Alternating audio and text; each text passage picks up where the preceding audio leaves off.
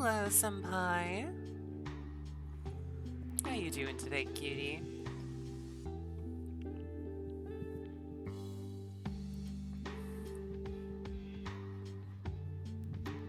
Mm.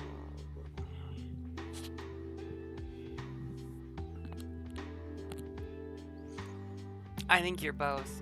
I think you're both. How am I admittedly grumpy right now?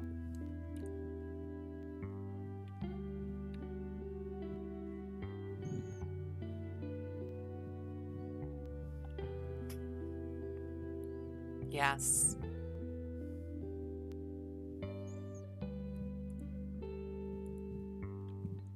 I haven't had a sip of my coffee yet, so... Hey, Ro? Yeah, that's a mood. I've been meaning to reach out to you, Ro, ask if you were okay. After yesterday and everything.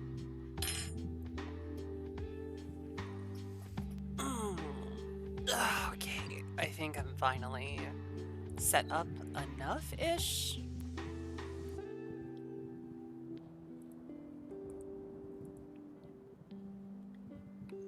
I will be? Okay, that's good. And I'm always here for hugs if you need them.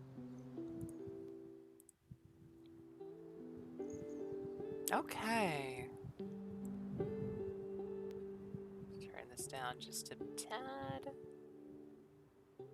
There we go. That was just like the 17th thing yesterday. Oof, that's always how it is, right? They just like stack up and it's almost never one thing. It's like just thing after thing after thing after thing. Yeah. Never rains, but it pours. Thank you, climate change.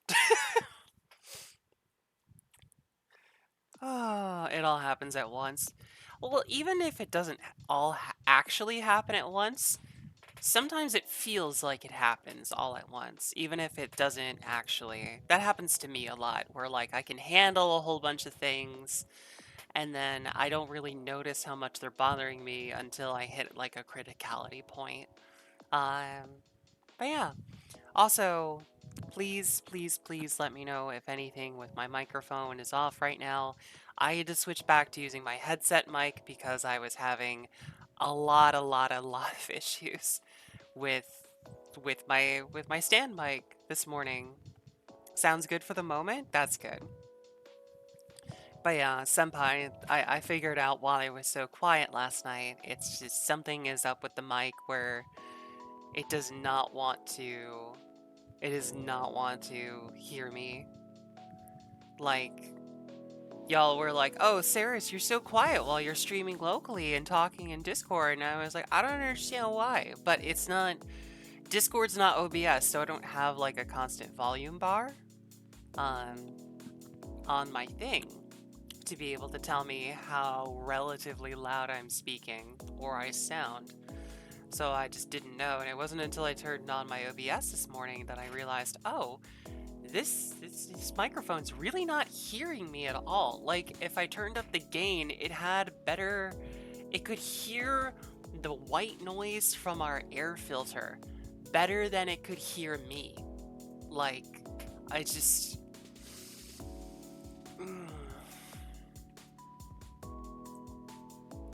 Yeah, and I really don't know what's going on with it because I'm not sure either.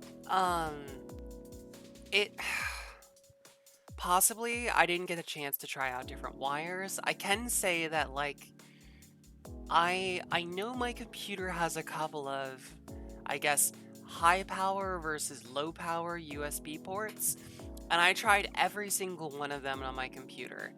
And I think the ones that are low power just did not even work at all for it. Like, it refused to, like, it was enough to turn on the RGB and the microphone and everything, but it wasn't enough to actually, like, turn the damn thing on to where the computer could recognize it. And then plugging it into the high-powered ones, like, it had the issue where it was like, yeah, I can kind of hear you, but I could hear the white noise better. So, anyways, long story short, we're on the headset mic today instead of the stand mic. I will figure this out. It would be an absolute shame if my brand new microphone broke right before I go on work trips and then I can't schedule my story time stream afterwards.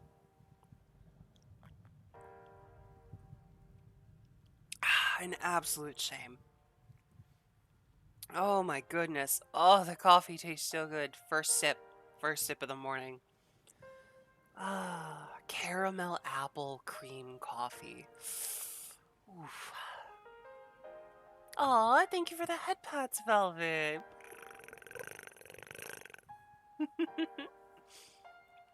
Thank you, thank you. Anyways, I should probably actually start the game. You know, what we're all ostensibly here for. How's the Saris today? Oh, Saris just got finished talking about how she's a grumpy kitty today. So,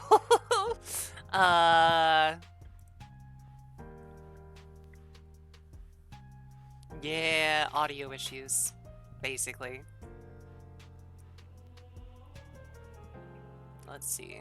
So we're gonna shut off this. Boop. I need buttons for like a fade out or something like that. Good morning, sweetie. They're not gonna be able to. They're not gonna be able to hear you today because I'm on the headset mic. Oh no, they can't hear me. I guess I'll say lots. Okay, I don't mind that so much, but like you cause the model to go all over the place when you do that. I'm sorry. You're such an excitable puppy. Yes, you are. Come here, let me bite the tum. No. I want to bite the tum.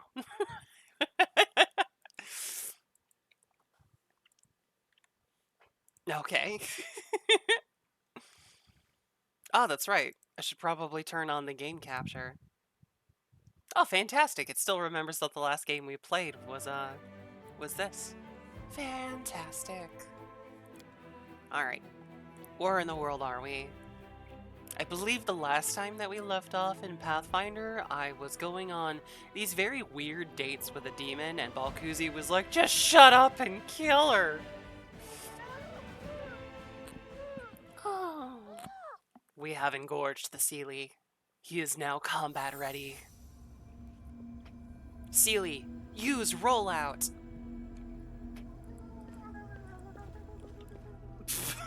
As it should be. I got a chestnut for my troubles.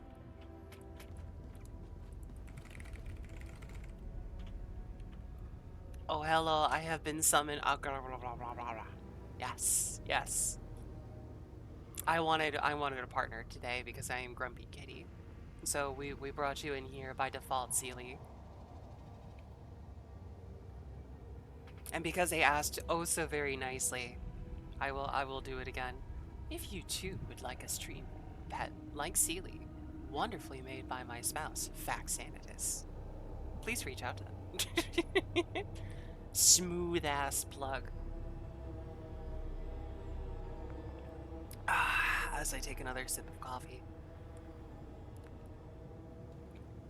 Did I do good, hun? Did I advertise? Let's see. Okay, so we need to get inside the mage tower.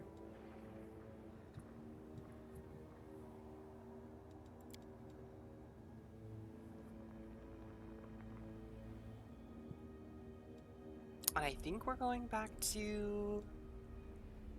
Yes, we're going back to her mansion. Good morning, Meta. How are you? How are you? Oh my gosh, I didn't say my catchphrase this morning. I didn't say good morning, good morning, good morning. That must be how grumpy I am. Grumpy kitty.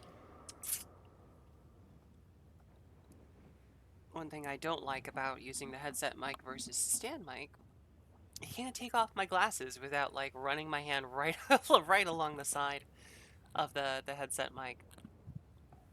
Aww. Thank you again, Velvet. We have a sleepy meta today.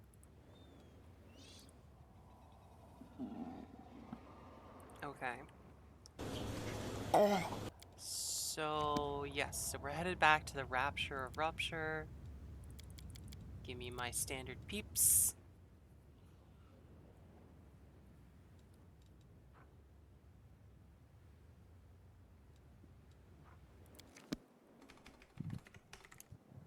Blah.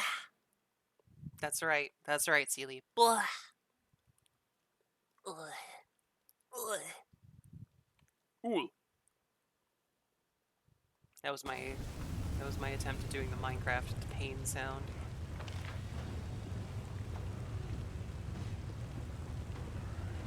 Palacios, 10,000 delights. There it is. There it is.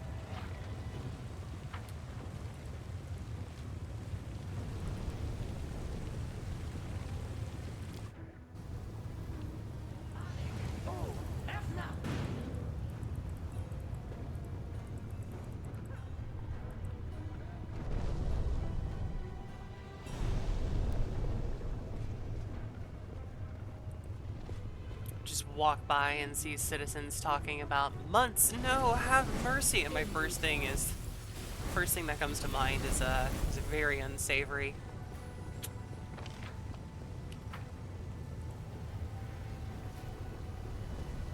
I don't think that's it. The rapture rupture. It's the whole.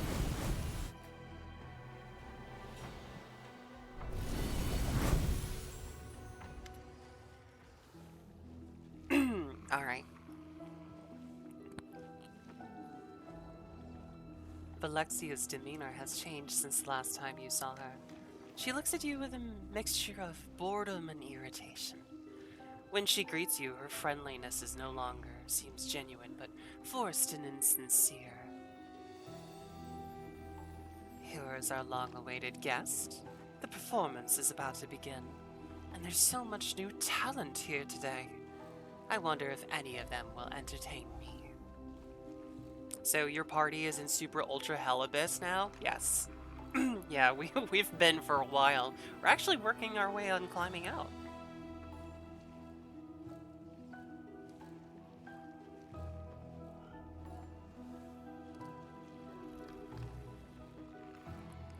I'm starting to suspect that you're losing interest in our conversations.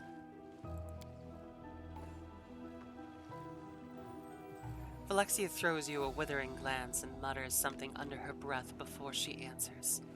In that case, you should act fast before you lose what remains of my interest.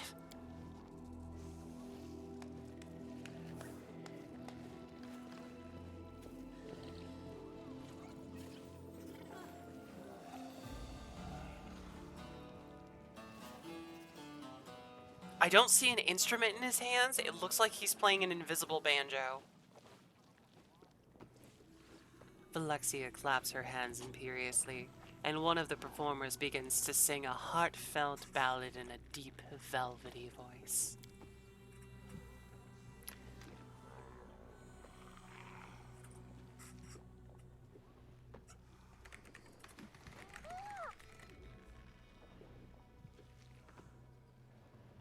Alexia looks tired, and her eyes are full of sadness. There's a wistful note in her voice as she asks, "Tell me, how did you end up in the abyss? You are not one of us. Our ways are foreign to you. Why did you come to our world?" What do you think is going on in here, bro? The hand's voice is grim. This is the finale. The performance is about to end. As I've already told you, Alexia's temper is volatile. Now you can see the proof of my words. She has grown tired of her new Galarian companion and will unleash her anger upon you at any moment. If you can surprise her, you might buy yourself some time. Otherwise, you should be prepared for a fight. We are now in this wild creature's lair, and our enemies have us cornered. That's true. There's like demons everywhere.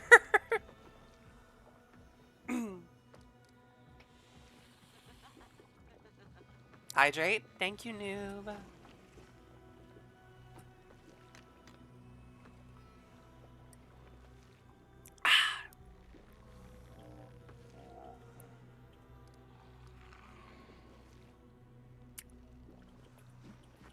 You know, I'm actually kind of like stuck between the chaotic and the lawful, between telling me, hey, it's what my queen ordered me to do, versus I came here because I wanted to.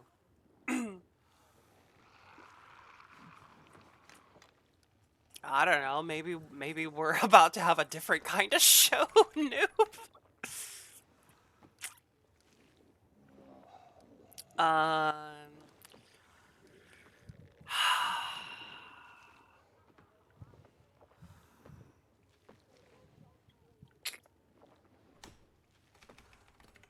Yay! Sealy win. Victory get.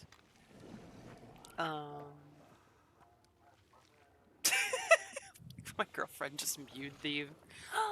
Tricky. Tricky. I know. No, no. Take your time. Take your time, Tricky. I know you said you started a new job. I hope it's going okay. I hope you're alright. I love you, Tricky boy.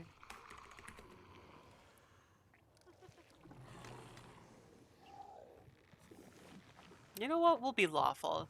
Just be like, ugh, my queen ordered me to.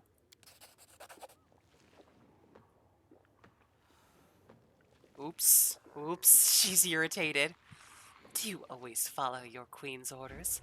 Is she the one who does all your thinking for you? Perhaps I'd be better off talking with her, not you. The demon interrupts the ballad with an intermittent clap of her hands. The singer quails beneath. She called you out of... Fine. You know what?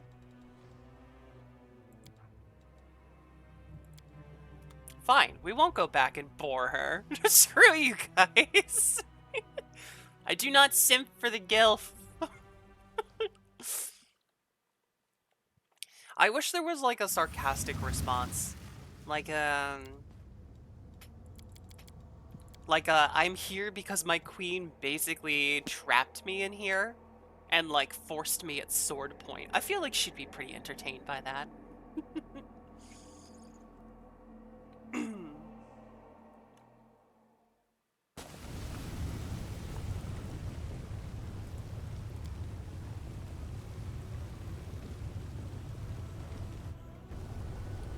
But sure, we'll make the Aeon inside angry and we'll do something chaotic.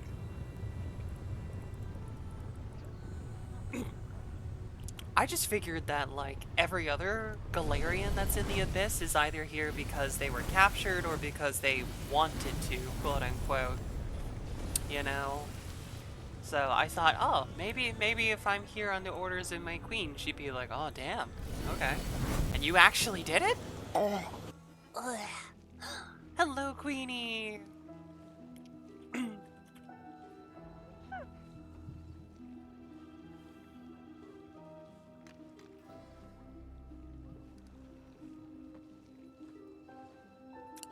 We're gonna be a little different.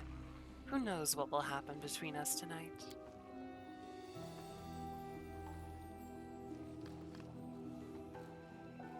Oh, she had a different... I heard queen and I have been summoned. Yeah, I was being accused of being a monarchy simp.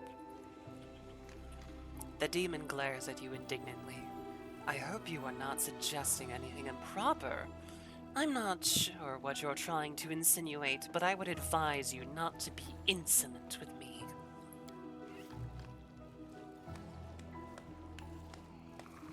Beautiful clapping. Oh, the demon's even different. He's got wings this time.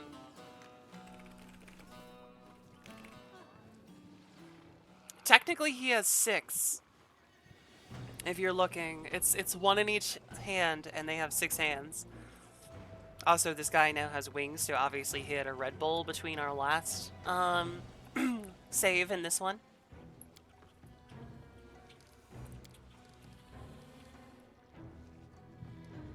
Oh my god, Red Bull sponsor? No.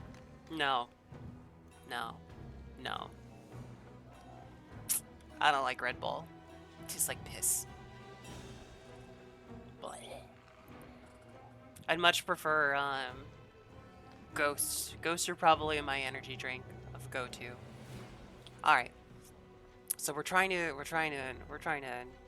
get her attention. So I came here because I wanted to.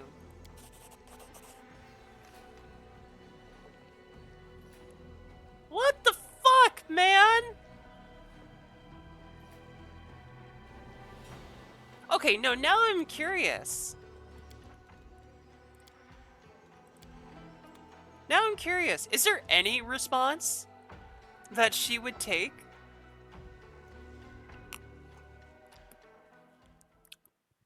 You know what? For shits and giggles, Red Bull tastes like cough medicine.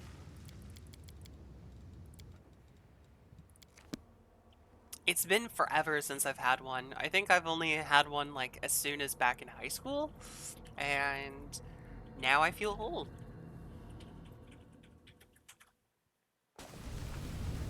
Don't forget to quick save right outside. Yes, I will do that this time.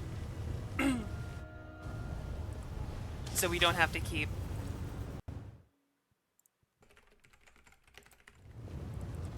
Sealy, I love you, Sealy, but that was hilarious. Automod, like, Automod asked me if I wanted to allow that.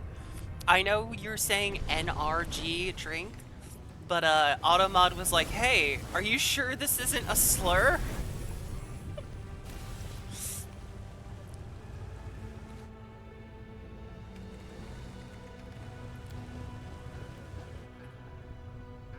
Gamer website. I'm just honestly surprised that it, Oh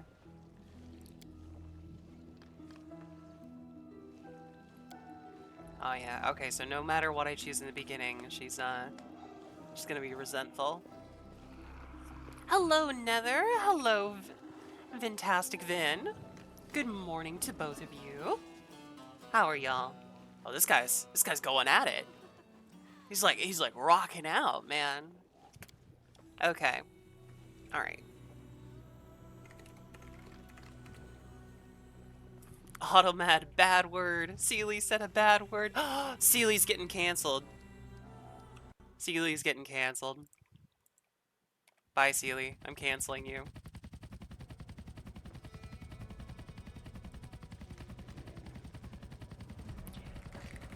No! It's okay. It's okay. We'll bring him back. I can call you Vinta or Vinvin. Oh, I like Vinvin. That sounds really cute. Vinvin. It's a Vin-Vin. It's a Vin for you and a Vin for me. I'm doing alright, trying to keep calm and cool with some higher temps around here. Oof. Yeah. Definitely take care of yourself. It's been surprisingly temperate and cool here lately, so I'm enjoying that. It almost feels like fall is around the corner, but it's still September, so I know that we're due for at least another heat wave or two before the end. All right. All right. You know what? No, we're going to be evil. We're going to be evil here.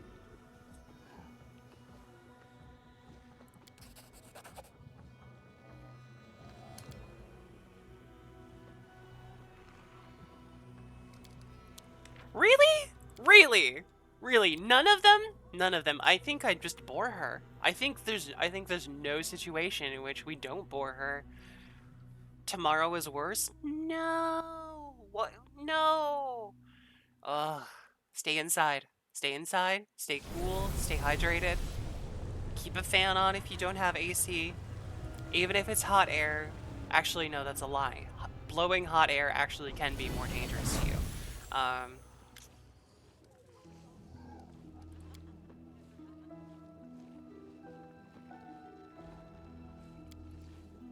Yeah, there really is no winning with her.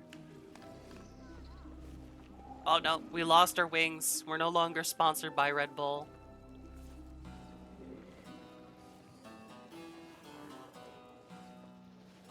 He's still got that excitement though.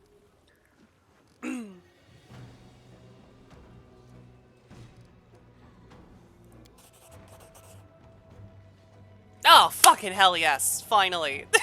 I just had to be pious. Shit. Not even in the States. Yeah, that's the thing. I just don't assume where people are. I've got people who watch from like in the UK. I've got friends like on Discord and stuff who are in different countries. Ah, I think I could figure it out.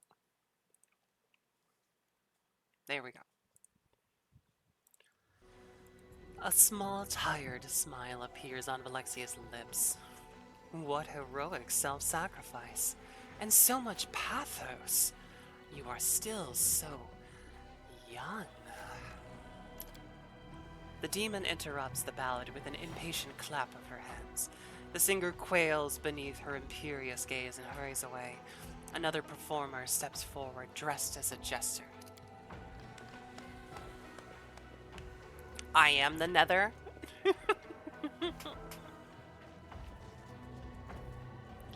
Here's another one for you, distinguished guests. How many mortals would it take to paint this manor? I feel like we're not going to be the ones. Depends on how hard you throw them at the walls. That wailing is starting to annoy me. What do we have next? Oh, another fool has decided to entertain me with jokes. Well, as far as I'm aware, laughing at cripples and the misfortune is popular on Galarian as well. If you ask me, it's a primitive form of entertainment, since you mortals seem to enjoy it, even though you try to pretend yourselves different from us creatures of vice and evil. Now that I'm thinking about it, what's the difference between demons and Galarians?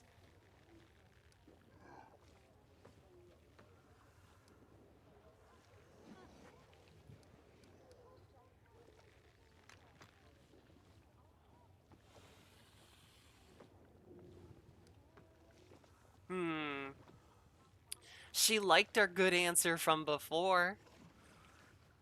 Do I have to like keep changing up my answers? A fight to the death would rid you of boredom. Ah, there is light and mercy in our souls.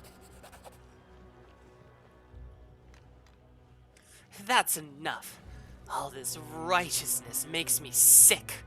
What are you, a holy book that comes to life? All you do is lecture me about love and beauty. It's all nonsense. I don't want to hear anything else about Galarians and their feelings. You are all excruciatingly boring.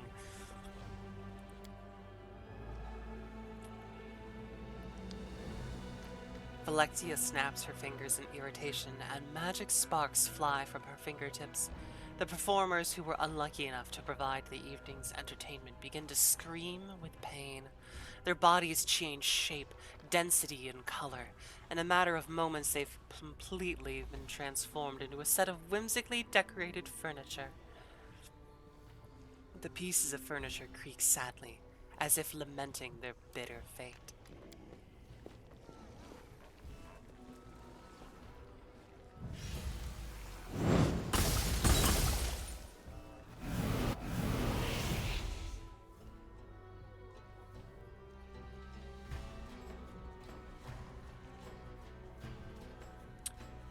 Oh, okay. Well, yeah. I guess it's time for a fight. I guess I should have agreed with her. Valexia's face contorts violently. Her beauty disappears and her features transform into something wild and animalistic. Her jaws expand, revealing her horrible teeth. Guards, kill her! If you can't amuse me in any other way, at least you can entertain me in a fight. Enemy approaching! Oh boy.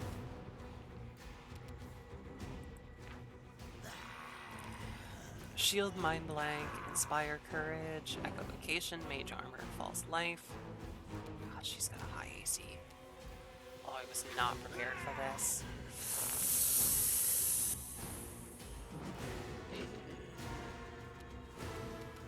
Yeah, this is gonna be fun. I say sarcastically.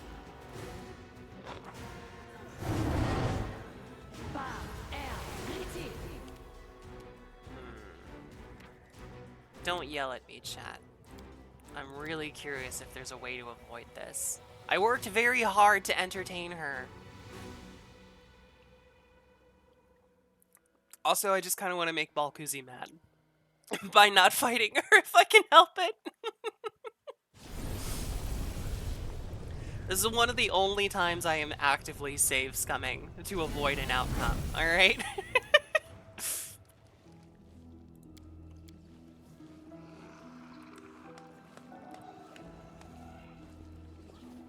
Besides, this way we get to see a new demon every time I perform.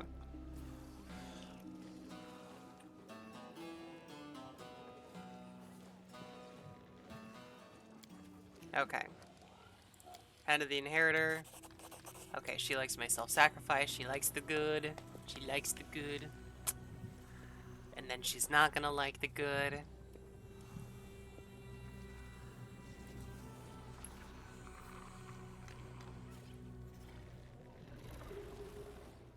Okay. Hmm.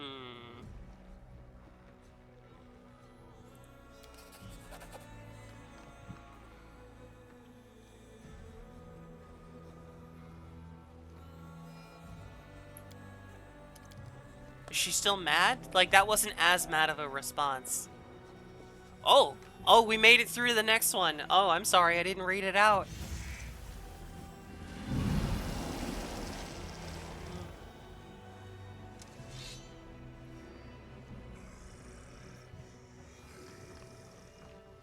Dang.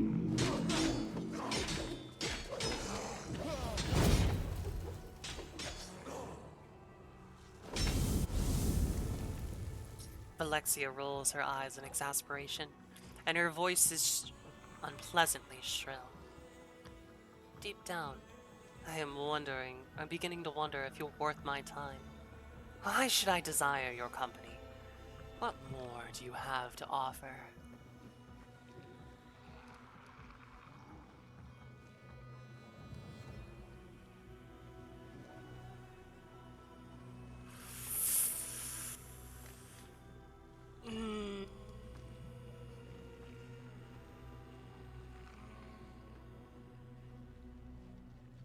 I don't like the fact that I can't save during the conversations. What do you guys think? Like, we squeaked by with a chaotic response before. I feel like I have to keep changing up the answers. Did we turn it on her and be like, that's an question you have to ask for yourself?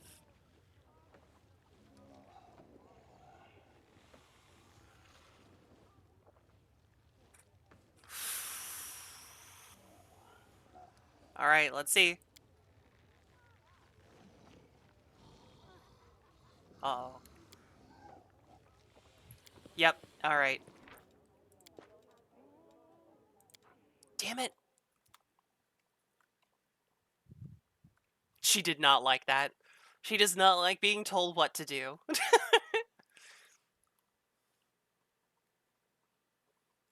Not at all. Alright, come on. We're gonna get this. I'm basically looking at this conversation like a puzzle now. And I'm sorry that I have to subject you all to it. I don't know, this is like one of those things, adventure things, know what the game developer was thinking at any time. So I think all of my previous conversations with her were supposed to be hints. Like,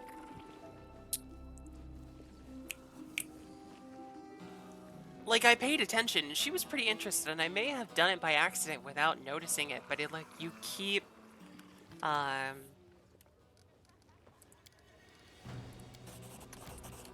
if you keep changing up the alignment. I'm new to this, and so your workouts are great for me to see what kind of streamer you are. Oh. Aw, thank you, Vin Vin. Honestly, normally Pathfinder's a bit more like combat and voice acting, rather than me trying to force a specific outcome in it.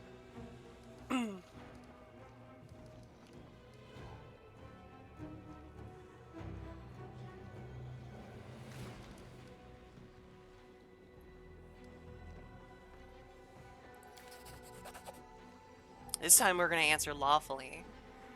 Came in a raid last week and then stuck around? Well, I'm very glad that you actually stuck around, Vin. Thank you. The demon shrugs indifferently. So what? Those are just labels. You force yourself to live a certain way so you can fit into some arbitrary category? Then you categorize everyone else, putting them all into little boxes so that you can distinguish yourself from anyone who isn't like you.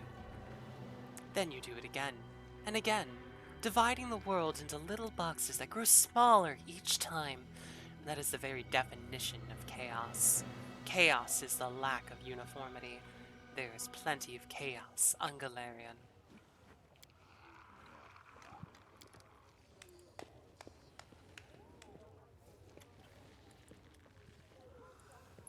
Alright, we're gonna go through the play-fight sequence. Like, she is getting annoyed with me.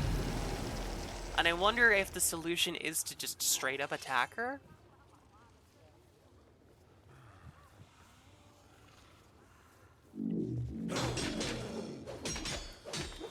At least if I did that, maybe I'd get a surprise round.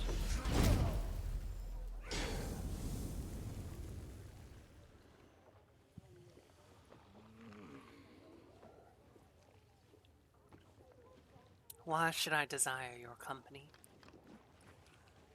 What more do you have to offer?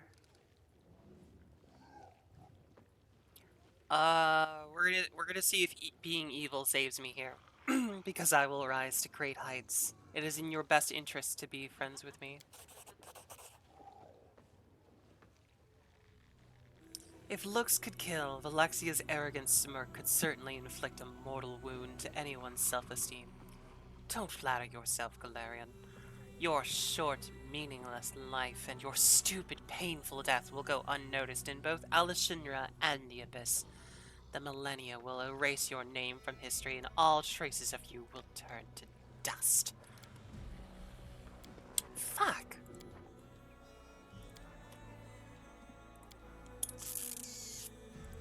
Okay.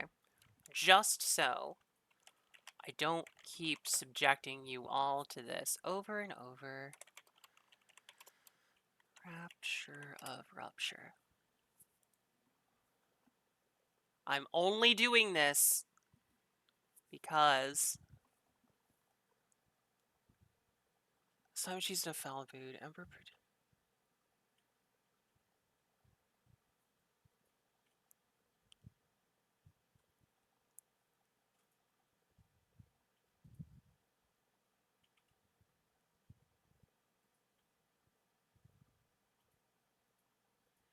Huh.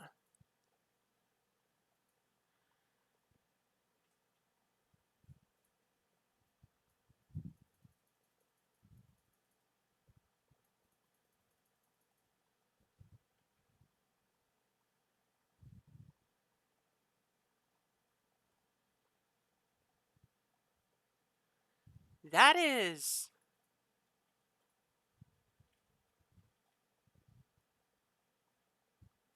Huh.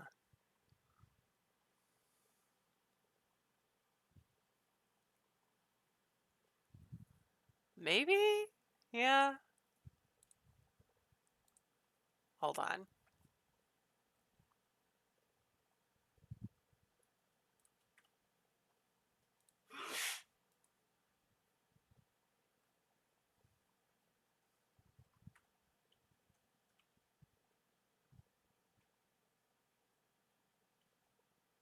Okay.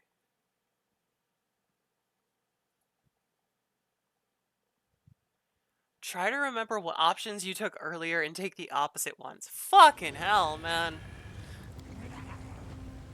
Oh, I can't even look up a guide on this because it's all independent, which is like awesome. Great programming, guys.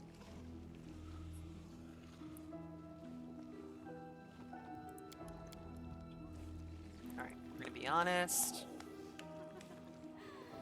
Who would have figured that out? See, I actually kind of appreciate this, though, because it's like one of those secrets that you have to, like, work towards. And everybody has basically been saying, yeah, it's, like, basically impossible to do this. Alright, so we were good.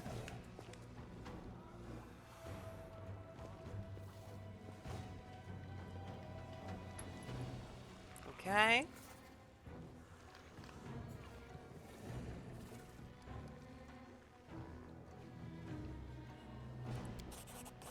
And we're lawful. So we were good, we were lawful. We should be chaotic next, right?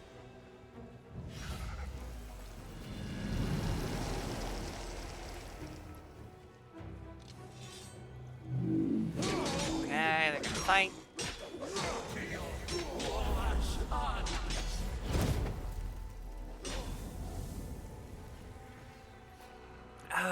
Let's see. Because no one can match the pure, unbridled fury of my soul.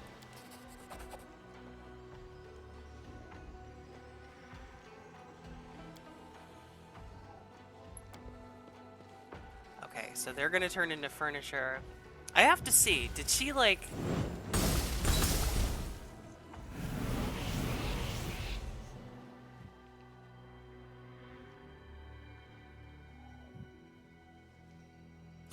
We did it!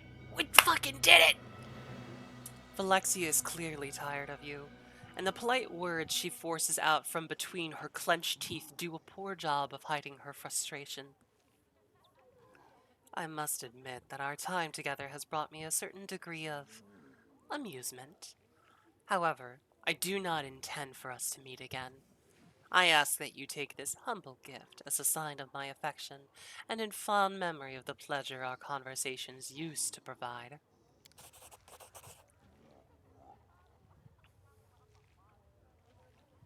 The succubus hands you an elegant piece of jewelry.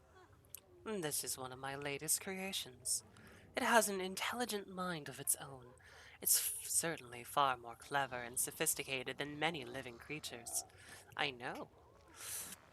The jewelry will identify the most important traits and features of its owner, and then it will enhance those abilities. It is a rare and valuable gift, and I hope you appreciate its worth. And now, I must ask you to leave. I have grown tired of your company.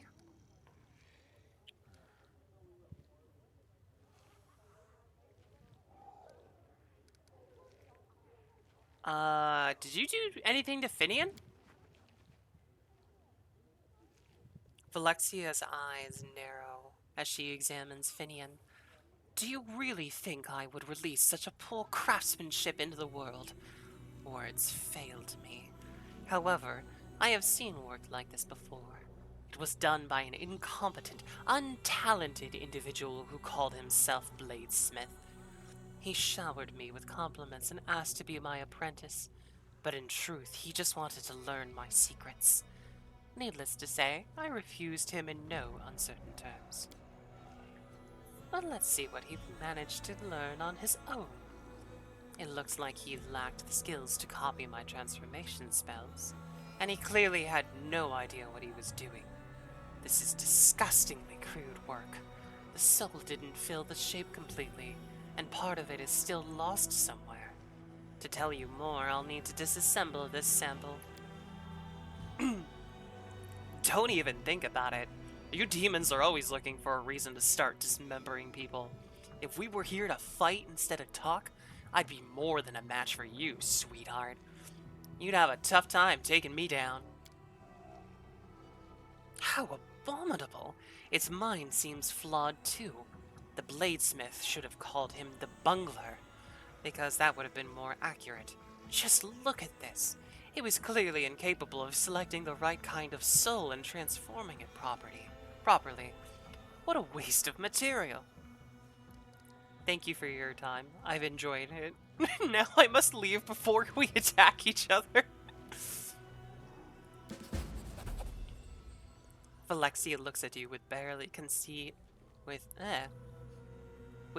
concealed annoyance, but she forces herself to smile politely.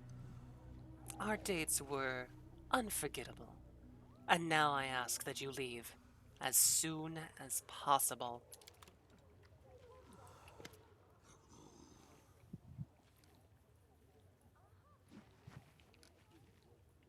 Valexia granted you her patronage. Though her interest did not last long, this affair has still brought you recognition and the fear and respect of Alashinra's many residents. I must ask you to be honest with me. Do you like all the attention?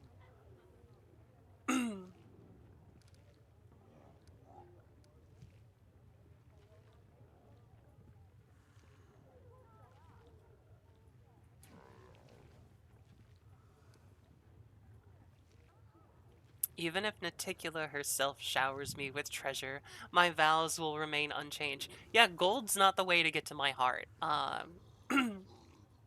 Magic items are.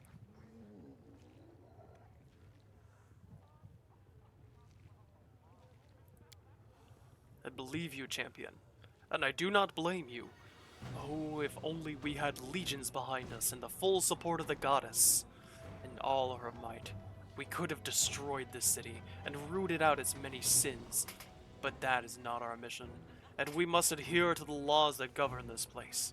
I simply wish to know if you remained firm in your convictions.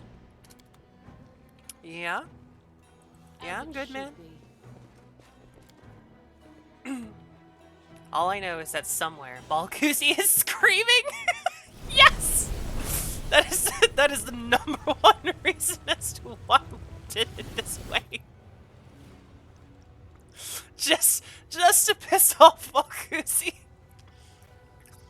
Sure, what's up, Secret? Also, welcome. I do not care for shiny things or gold. I want magic shiny items. I'm evil? I'm not evil. Look at my alignment. My alignment says I'm lawful good.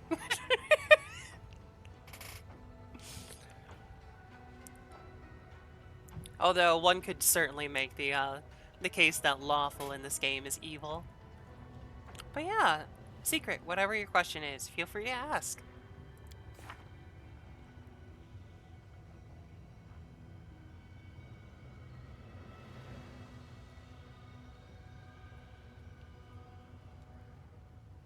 Something a lawful good alignment would say?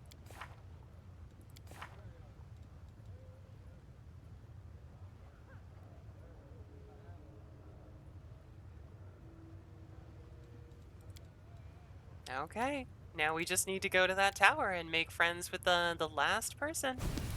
Oh, that's what I wanted to do though. Look at the actual amulet she gave me. Where is it?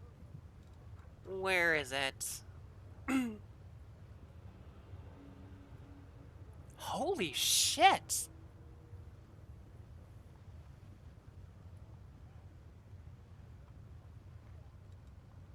Plus 5 AC, plus 2 bonus to the highest ability score.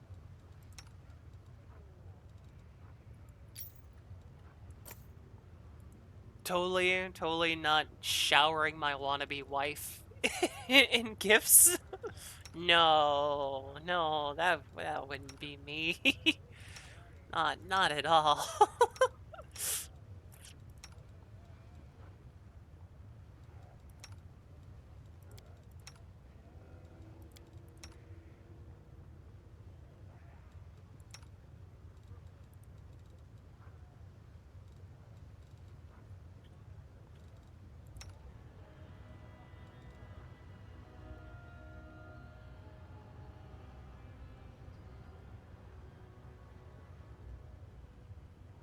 She lied as easily as she breathed. Excuse me. Excuse me. I do not lie. I do not lie. I simply exaggerate.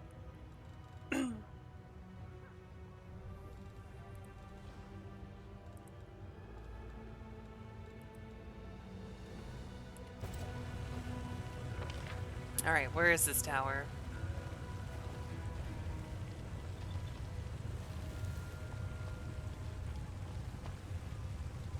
I don't know where this tower is.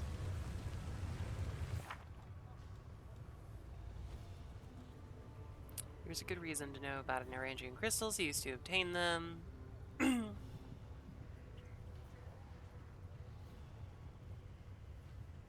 Get inside the Mage's Tower in the upper city. I just finished Baldur's Gate 3 and looking for something to fill the void. Is Pathfinder Wrath of the Righteous a good alternative? I've never played Pathfinder before, physical or digital. So,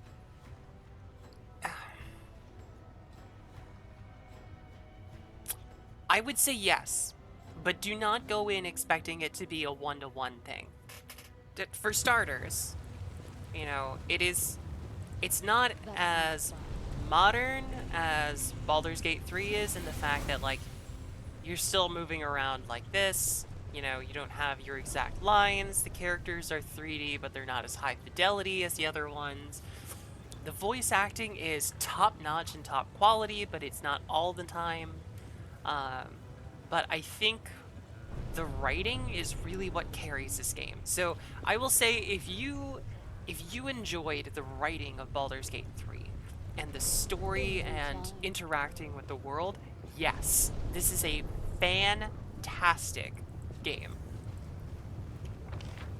But if you were into Baldur's Gate 3 for all of the wacky silly fun times hour sort of thing with the combat and everything else, I cannot promise that to be a good alternative.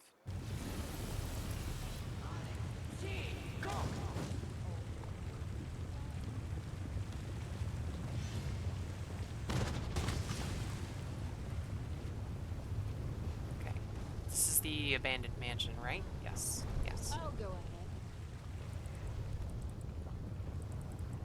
Also, I can hear the Roomba at my door. It's stalking me.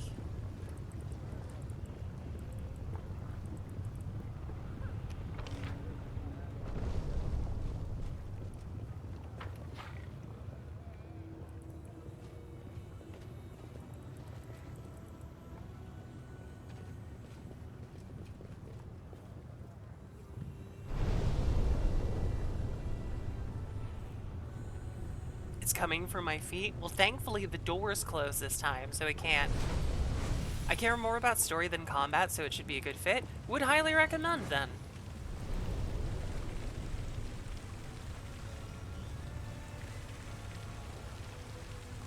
Alright, we've already been to the Palace of Incest and Degeneracy.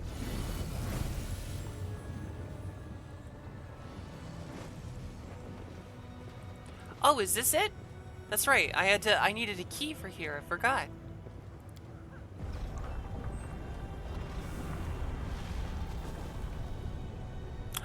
To the Mage's Tower! Oh, thank you for the follow, Secret Zos! Welcome, welcome! How many different 11 herbs and spices do you have in your Secret Zos?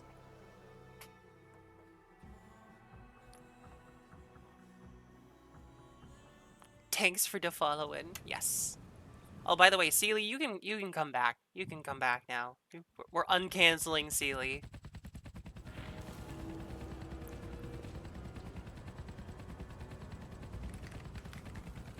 Hungry? Hungry still?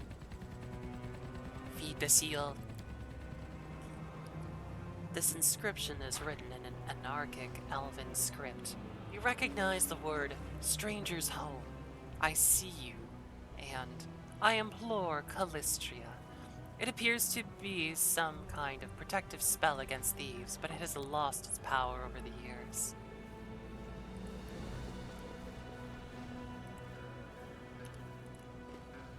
I sense something. Oh, yep. We expected traps.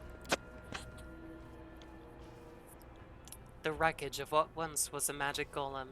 Judging by its many dents in its remains, it was destroyed in a fierce fight. The corpse of a demon who was not smart enough to avoid a magical trap.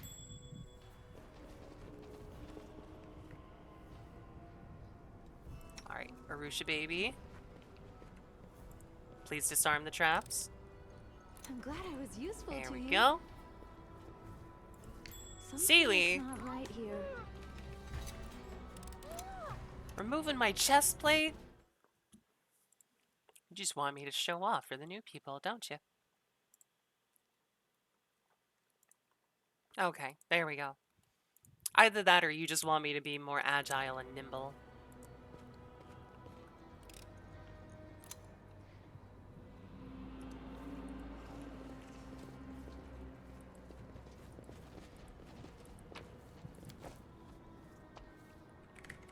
In due time. Wait, how did I teleport up there on the stairs? Wait, what? I want to eat a hat too? I'll get a hat, Seely. I will get a hat just for you. For you and for Pup, because you both seem to be obsessed with my hat. All according to plan.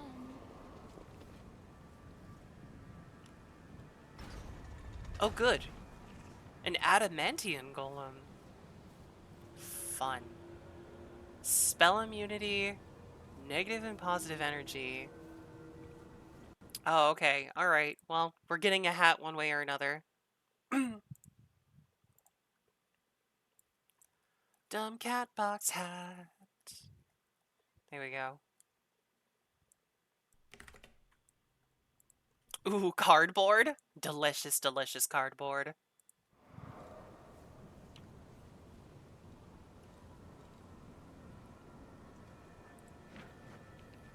Fast healing. Alright, so it's immune to all of this stuff.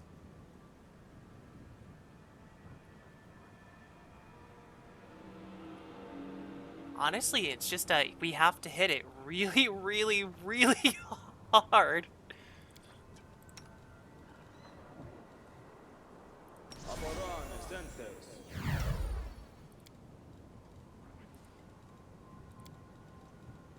You call?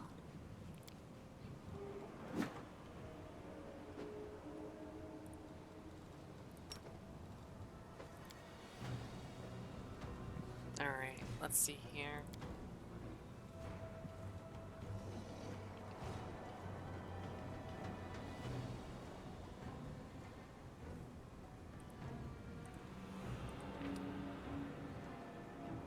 Lasts twice as long. Okay. We're gonna turn this on. Inimosi tarivisi. I will resist. Another obstacle. What?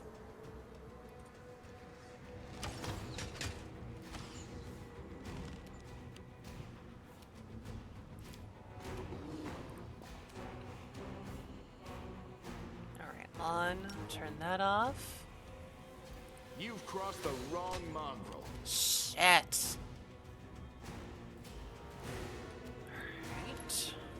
Alright. Darren, what can we do? They're immune to magic, so... They're also pure neutral, so I can't protect from alignment. Fuck.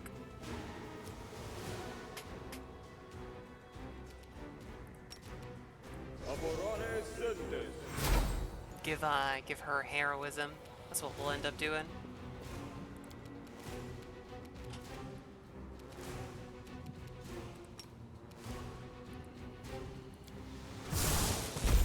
Ooh, that did a lot of damage. Okay, so they're immune to they're immune to spell damage, but not immune to fuck you mythic damage. Gotcha.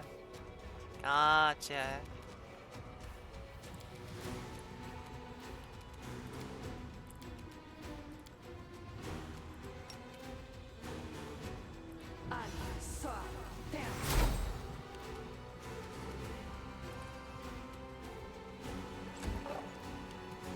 Bismuth, come on.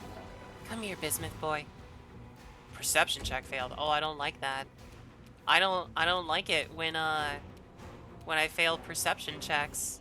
That doesn't make me feel good. You won't survive me.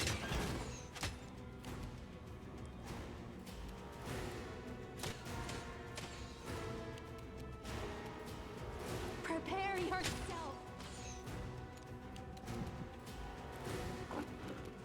Whenever I fail perception checks, that means there's a trap nearby. Oh my god, that's a bunch of food.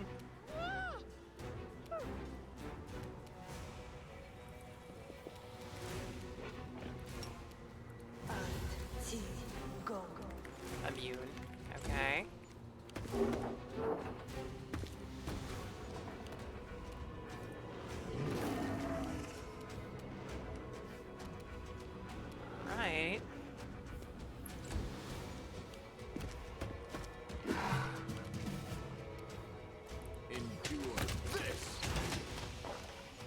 there's one down. Wow, wow, wow, wow, wow. I swear to God, the favorite thing for you guys to feed Sealy is pizzas, hamburgers, and pineapples. You need to vary his diet. You know, it's very important for a growing seal. Desna, guide my hand. But pineapple.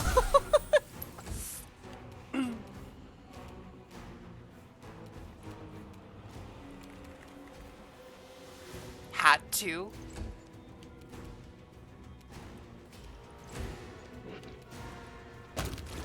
Ooh, good job, Bismuth. I sense something. I finished here. Sealy doesn't Is look there more? pizza, hamburger, pineapple enough. The wreckage of what once was a magical golem. Judging by the many dents, it was destroyed in a fierce fight. God, there's so many. An inscription that once contained a spell of warning.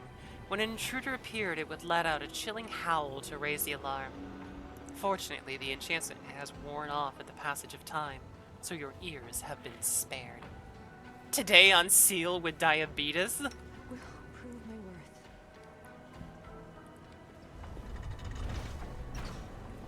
You know, that's hilarious because, yes, I'm the type 1, Sealy, you're the type 2.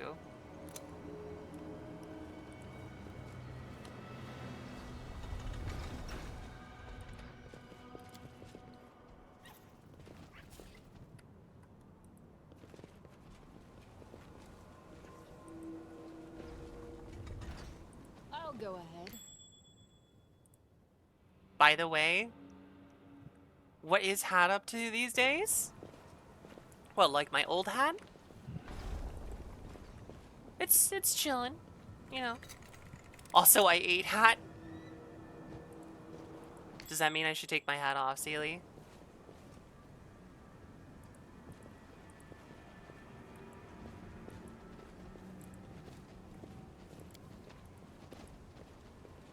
As it should be.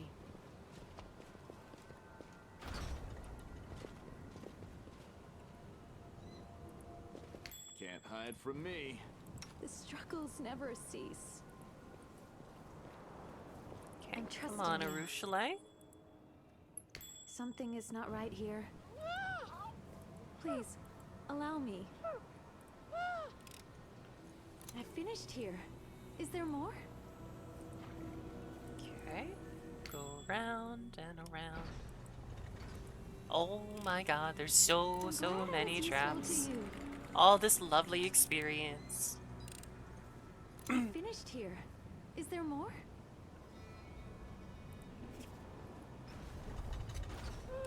I finished here. Is there more? I will follow my dream.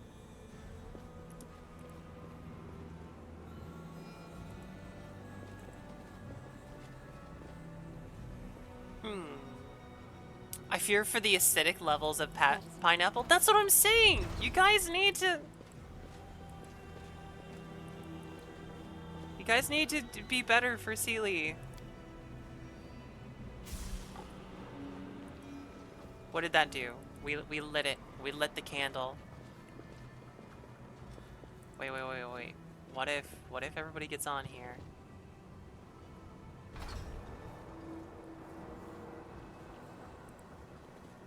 Oh, interesting.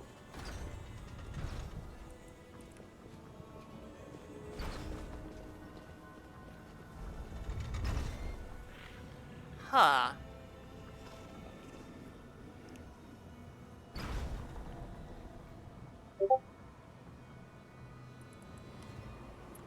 Discord sound? In due time.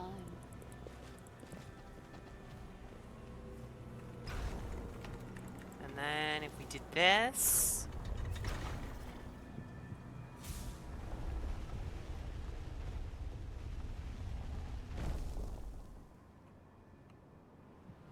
Okay. All according to plan. That doesn't answer...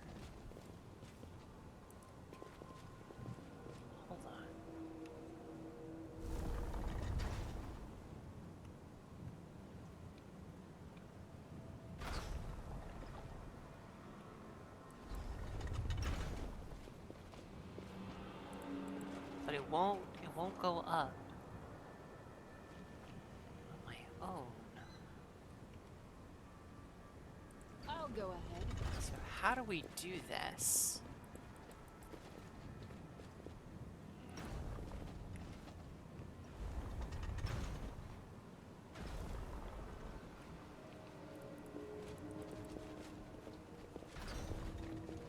Damn it, as soon as I... Oh, okay. Wait. I think I remember how to do this. So we need to have a Gormless Rube come over here. Just stand on that, Sela.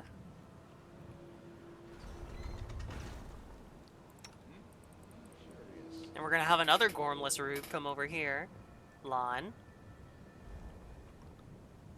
Fantastic. Lon, go touch the thing.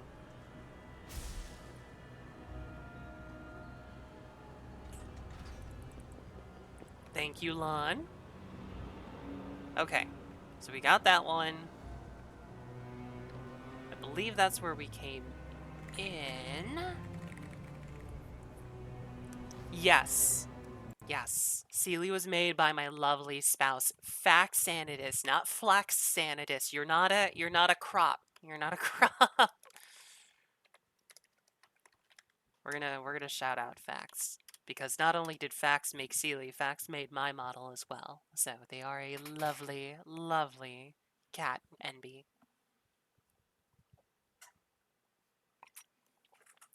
And they're still trying to make affiliate on their own.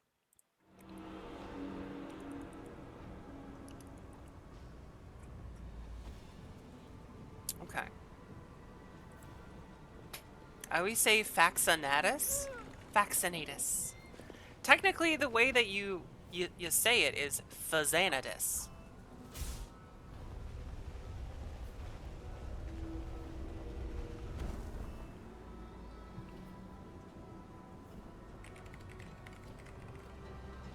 Flaxamaxandanatus?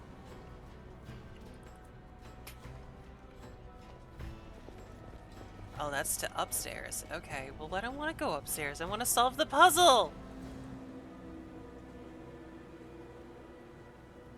I want to solve the puzzle over here. To be honest, though, I just normally say Fax. Yeah. That's typically a pretty good way to do it. Prepared.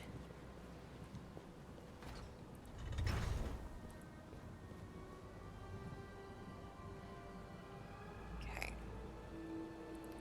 I can do this. So we put a Rusha baby on there. And then turn.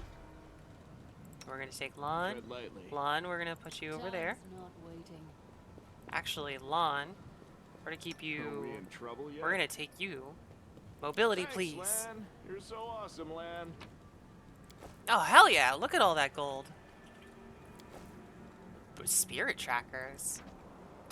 These brutes grant a spirit hunter 4 additional uses of spirit weapon enchantment ability per day. Oh, cool. The mongrel did it. What's that noise?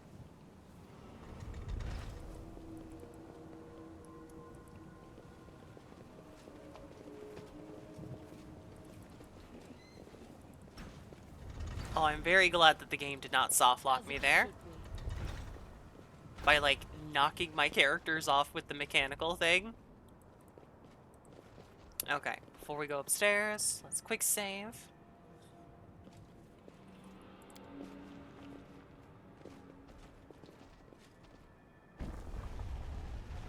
Hey look, we fill that circle nicely.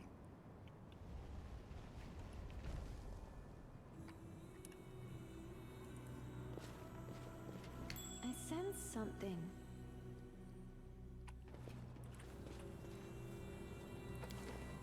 I'm glad I was useful to Though you. this magical trap is now old and dysfunctional after centuries of disuse, it would have irreversibly blinded any thief who gazed upon it.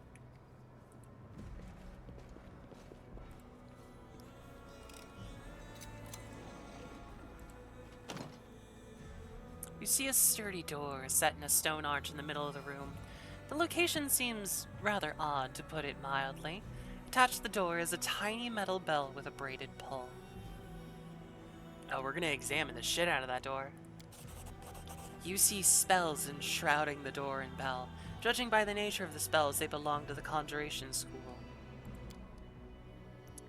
It's just an ordinary door. Judging by the carvings on its door, it is of elvish make.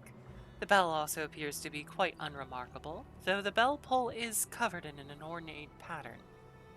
There's nothing unusual about this door other than its location. We're gonna leave that alone for now.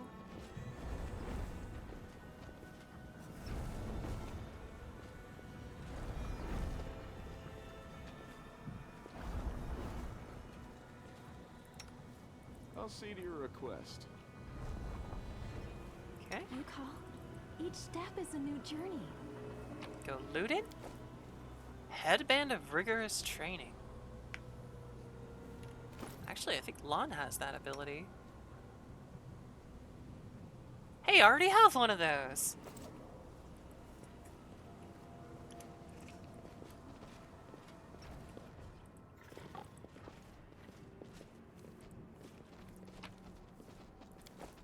Elven notes. That is not far. Yep. That's why I'm like inching forward, is because I know this place is covered in traps. Within the pedestal, a faint purple glow emanates from a crystal-shaped hole. Its edges are chipped and cracked, suggesting that whatever it contained has been forcibly removed. So humid. I shall not be swayed from my path. I enjoy our travels. Me too, Arusha baby. Please disarm that trap. I finished here. Thank Is you. there more? Something is not right here.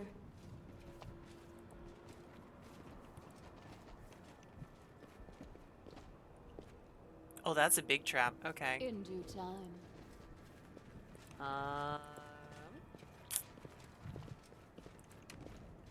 Let's see.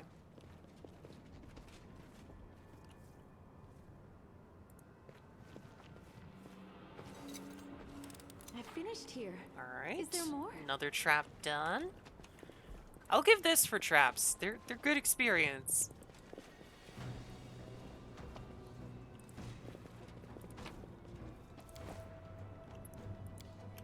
The magic has left this once powerful magical seal that protected the premises from the presence of demons. Hello, fairy. Welcome. Welcome, welcome. How are you doing? All according to plan. Always good to see you out here.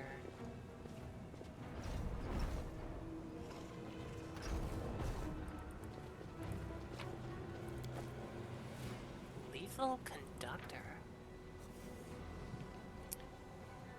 +5 shock finesse wielding dagger. Touch attacks. Ooh, that would be really good for Woljeth. Please give food.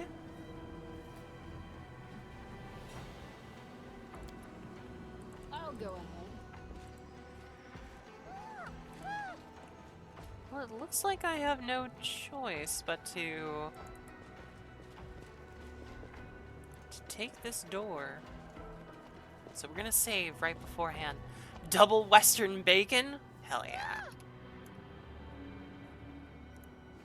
An apple a day keeps the Roomba away.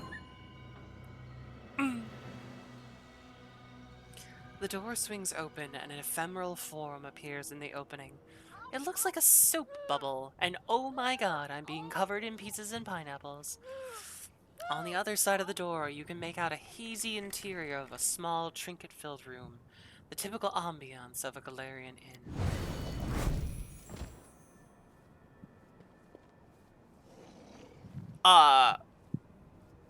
Storyteller, what the fuck?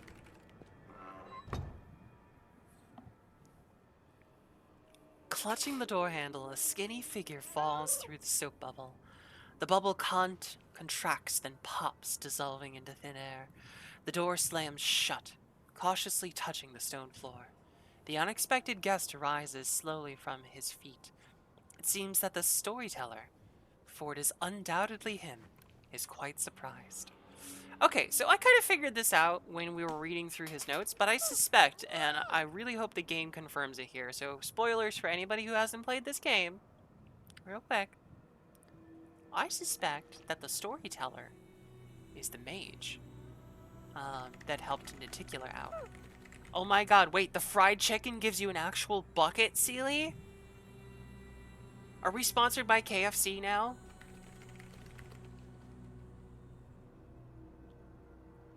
Kitty fried chicken. That's what we're sponsored by. Kitty fried chicken.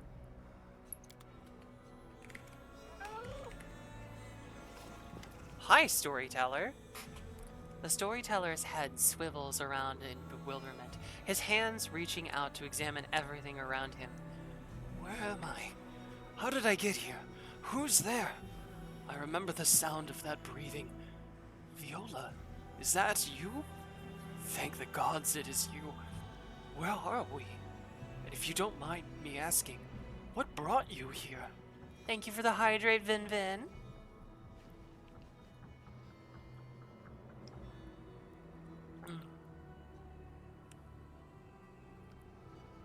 Hey, before we get to anything, storyteller, I need to ask the most pressing question. What do you think of Galfrey ordering me to go to the Abyss? Because I'm still a little bitter about that. The storyteller purses his lips.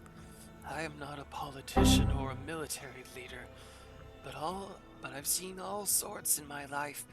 That's why I have some experience and known different stories. A story I'm watching now.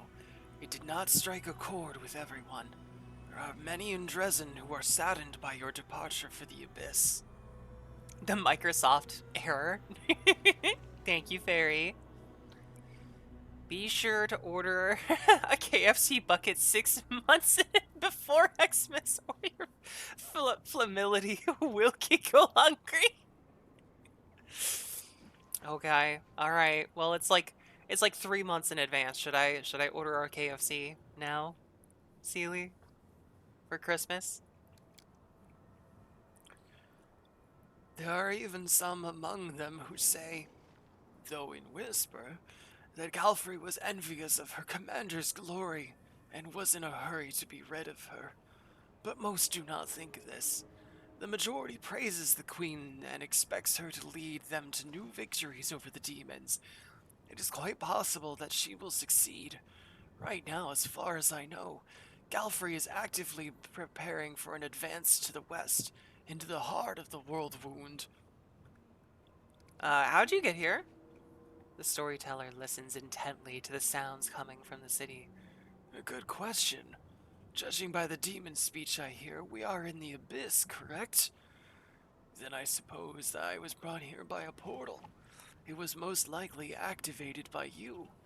This portal must have been charmed specifically to deliver me here from wherever I may have been. I hope it will send me back the same way. You are unlikely to have charmed it this way. If you had, you wouldn't be surprised by my appearance.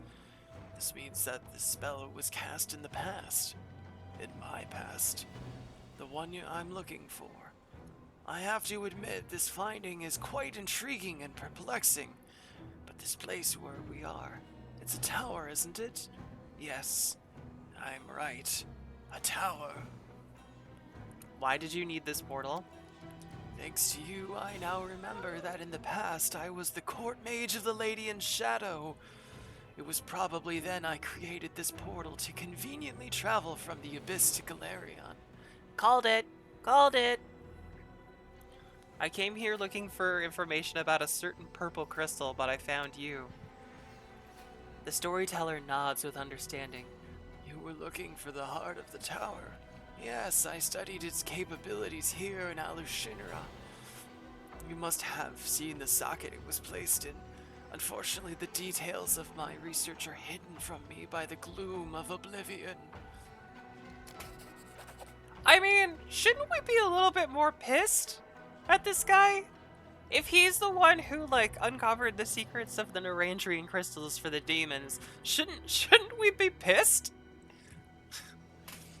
Perhaps if I laid my hands on such a crystal, I would see something else in my past. It's okay, he forgot! It's okay, he forgot. Do you know where to get one of these? Do they come from mines or maybe from the bottom of the sea? The elf takes out a delicate compass from his bag, the needle of which is slowly but constantly spinning. Oh god, why do I get Sierra adventure game vibes from that sentence? I sense the power we are looking for. My hands have touched it in the past. In the past I do not remember. I think a little divination will come in handy. I can set this trifle to help you. Explore the caves here. When you are near the crystal, the compass will let you know. What, so I go back to my crystal cave? I see. The sense of recognition. It's truly astounding. I definitely used to live here. And if there are no other claimants, I'm ready to become the owner of this tower once again. Be my guest anytime. This dude doesn't remember shit. What would have happened if I hadn't disarmed every trap in this tower? This old man who's borderline blind and forgot his past would have just walked into the traps and probably died as soon as he stepped out of the door.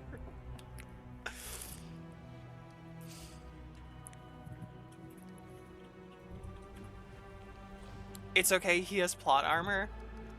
Fair. I found a page that might interest you. The storyteller carefully takes your find. Yes, you are right. Another piece of evidence from the past I have forgotten. The old elf's expression becomes withdrawn.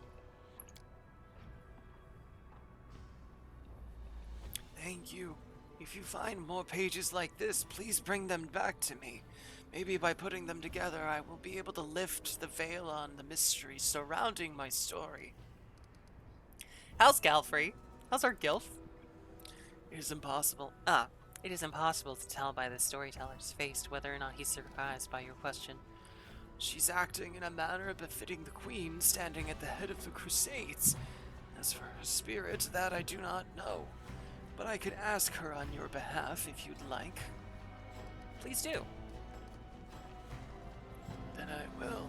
Come visit me again after a while, and I will tell you her answer. I found another page.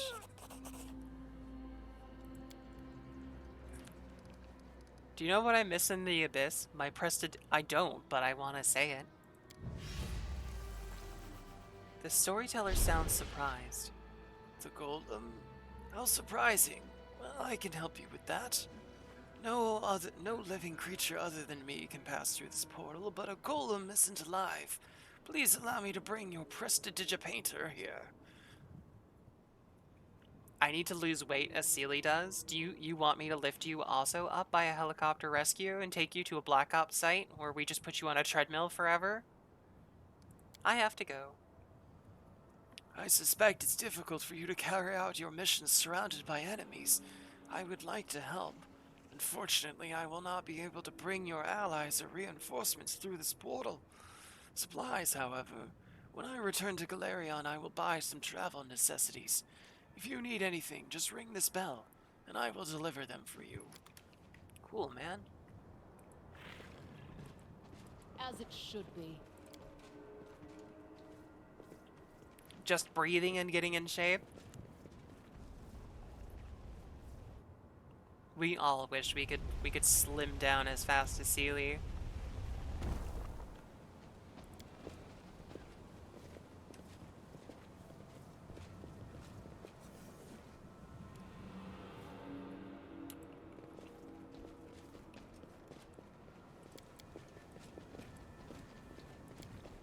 Back to the upper city. Oh, it's got like claw marks on the tower. I wonder if it was attacked by a really big demon.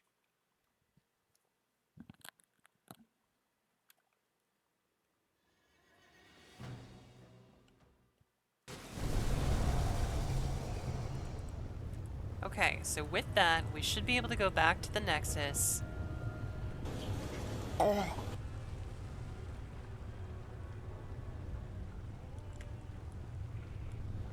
In due time.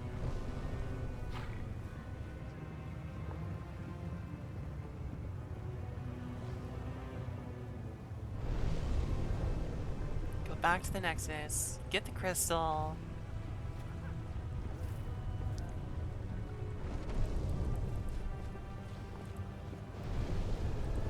Oh, He metabolizes like a jet engine. Like a submarine.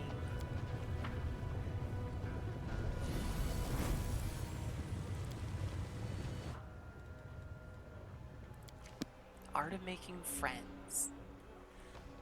So metabolism is static at the moment? I believe so.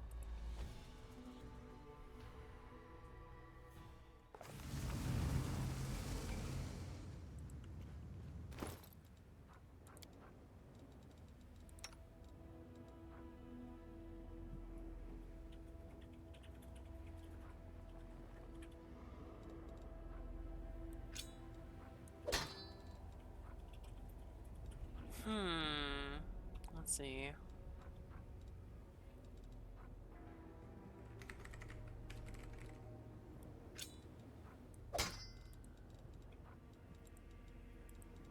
Here we go. Reminds me. Are there any scrolls that you can learn, Woljif? No. Any scrolls Nenyo can learn? No. Okay. The crystals should be somewhere nearby. I'll go ahead. What, like in the caves? You know? Warm in my belly?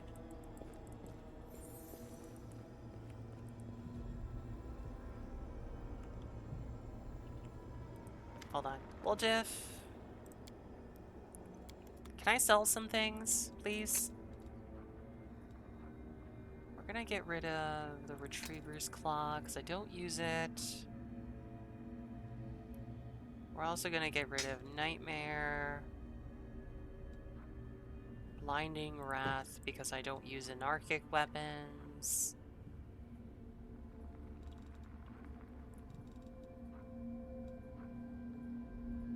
Life Deliver.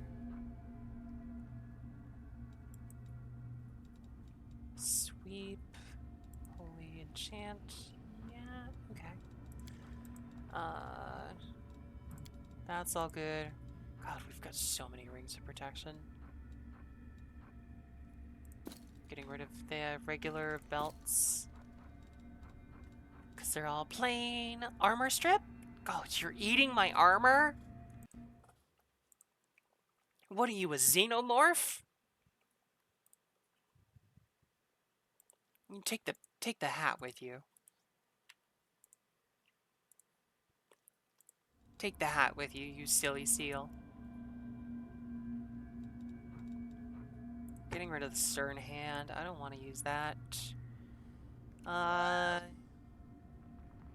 All evil creatures summoned. We're getting rid of that as well.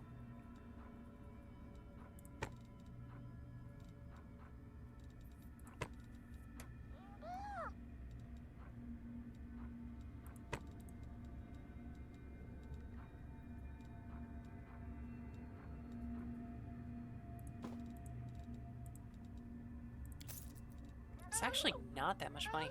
Why do I have so many lesser bracers of archery? Oh my goodness. I do not need that many. Get rid of bracers of armor too.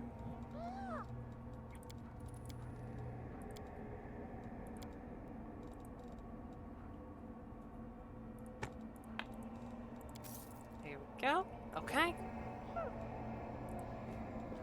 Alright, so I'm getting... Oh! Oh, interesting. This didn't happen before down here.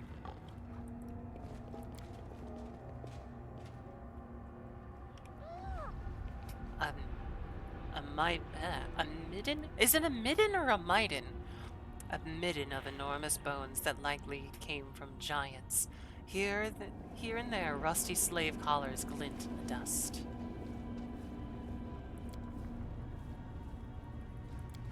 Cover the camouflage tunnel. Secret. Secret tunnel. As it should be. Secret tunnel. It's a literal secret tunnel. The entrance to the tunnel, cleverly disguised and indistinguishable from real walls.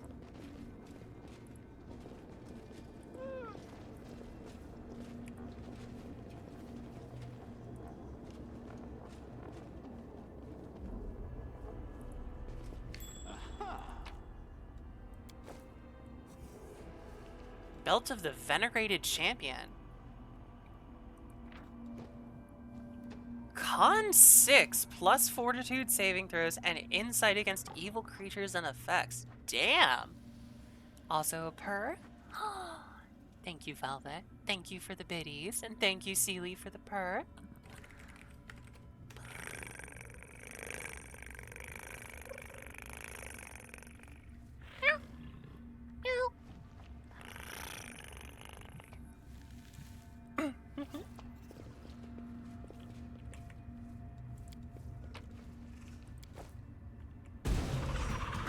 Ah, I knew it! I knew it! Oh,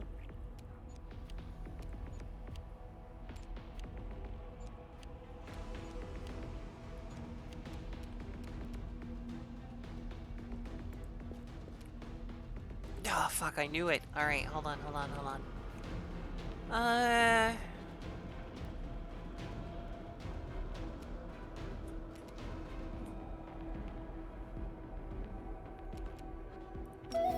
Yeah, we're gonna inspire some heroics.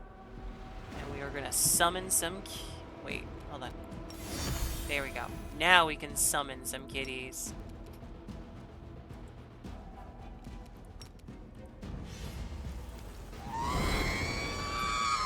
Wow! I mean, these things basically did just scream in my ear, so that feels very appropriate.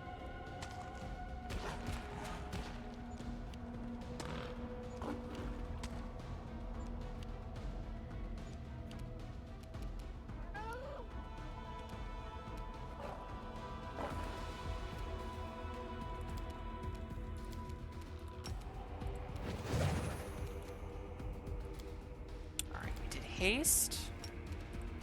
Let's work on getting one of these down. Burn, baby, burn. Disco Inferno. Burn, baby, burn.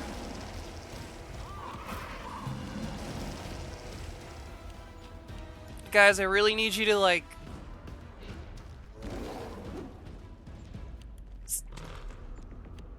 not be stunned anymore, please.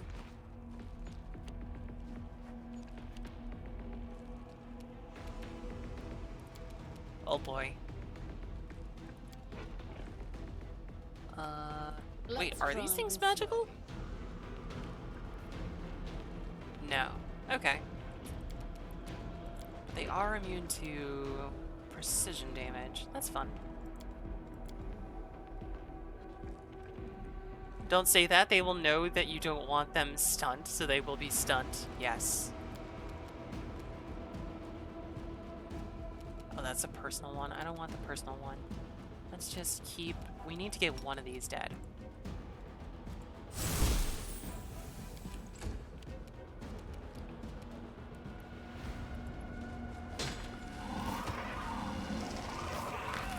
Oh my god, it just killed Lon. Lon was petrified. Petrification is a condition that is death-like. A petrified character is as good as dead. To remove petrification, you can use Break Enchantment. Thank you.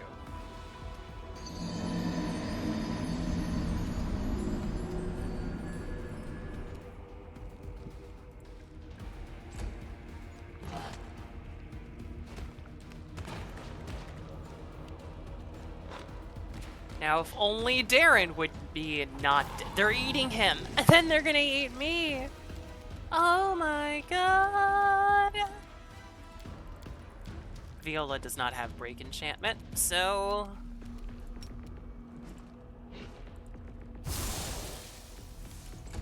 but she does have that. Still stunned for one more second? Yes.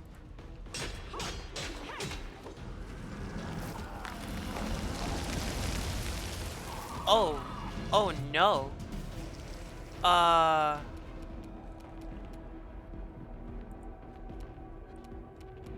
Shit, shit. Make your peace.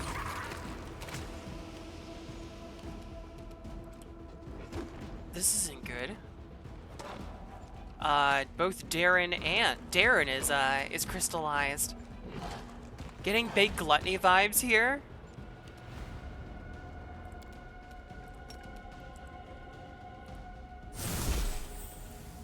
$35.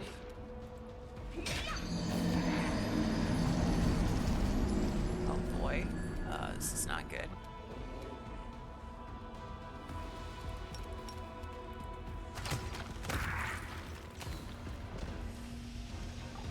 Oh, okay. No, they're all right. They're all right.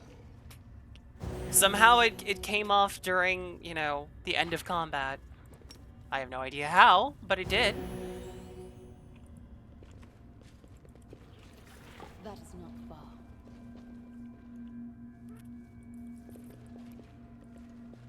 Quick, run, run. Fuck! I knew it. At least they're not the big ones. Ah! Some bitch.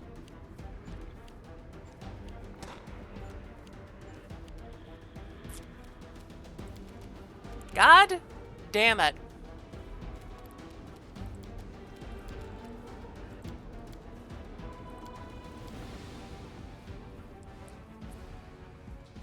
Are we still hasty?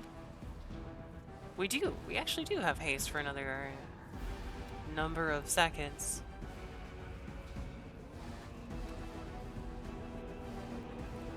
We're gonna aspect the wolf.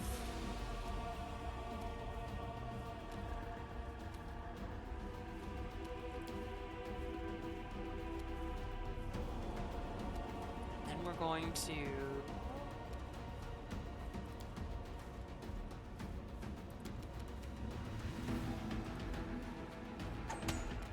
shit.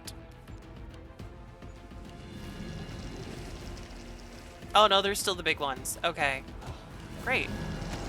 Great. This is not going well. Shit. They're neutral too. Again, I can't do any of my protection stuff. Makes you dizzy for some reason? Huh. Interesting. Let's turn off Holy, turn on Flaming Burst.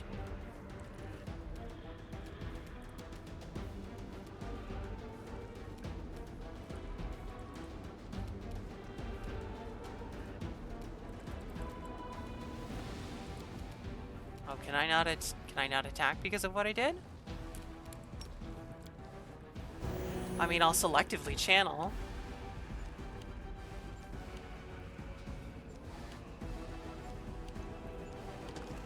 Gonna cook? Good luck with cooking! I have no idea what you're cooking, but it's probably a good thing.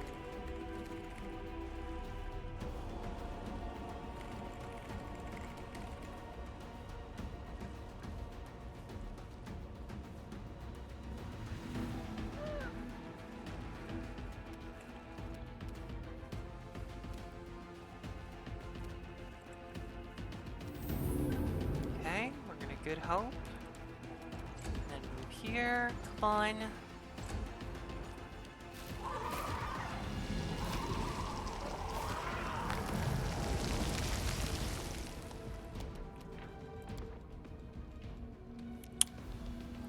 Fuck.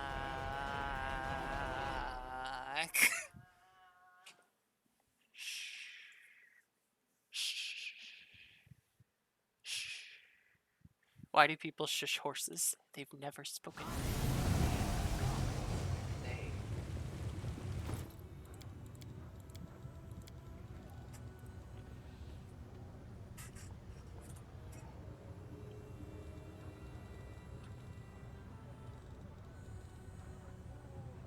Okay, we do have the compass. Alright. Well, we have to do that again because Darren died. And unfortunately, Darren's the only one who can bring other people back to life.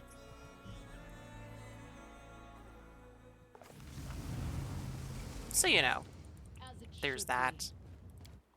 To the caves, please. Hey, Woljif.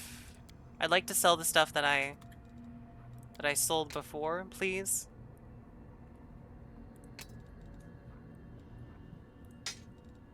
Except now I'm gonna have a hard time remembering what all of it is. Regular, regular, regular, regular, regular, regular. That. 3 of these. Agile Fist plus 1.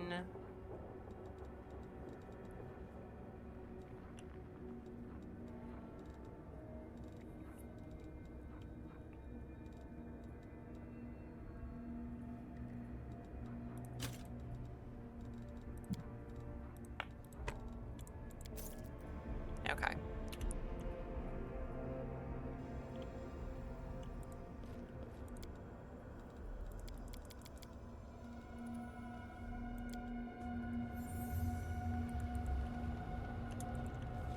That's not far.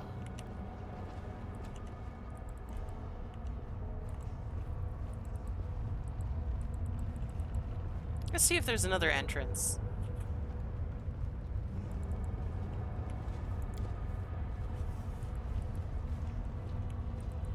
Huh. No, okay, I think it's just the one entrance. What kind of elbow rubbing are we talking here?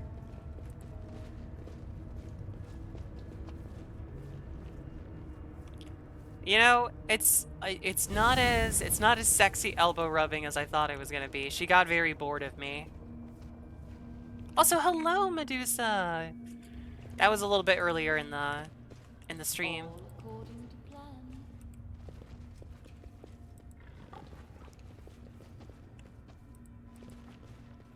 I sense something.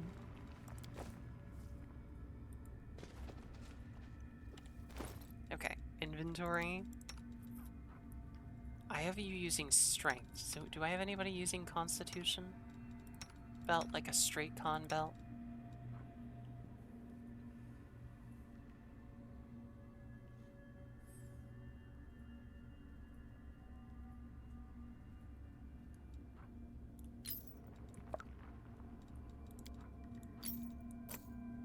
Alright, so that's not what's...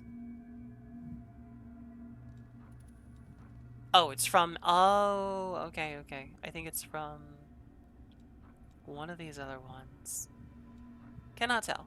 Anyways, I'm happy with what she's got. Okay.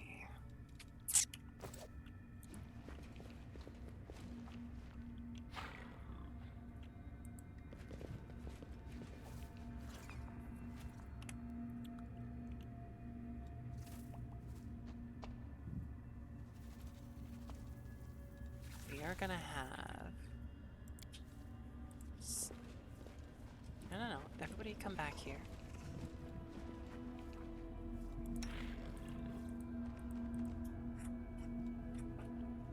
Okay, let's see here. welcome your company.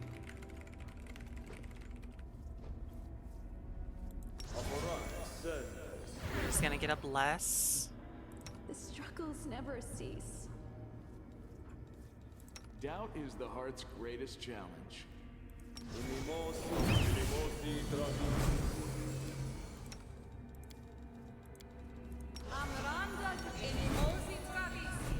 Save real quick. Alright, Saris. Loot the thing. Yep. Yep. Oh, this is not gonna go well. Okay. Should have started singing first.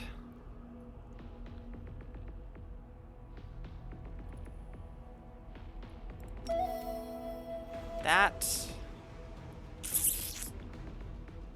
Not caster level.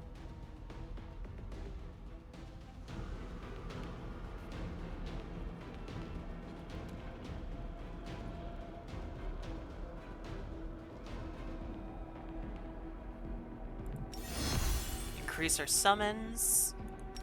And then we'll summon our Smilodons.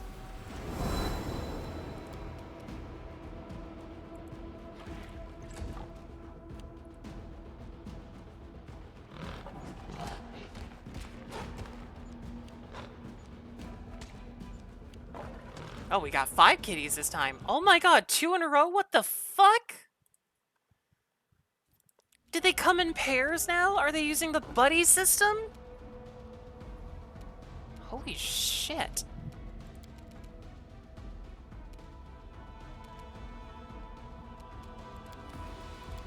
Seriously?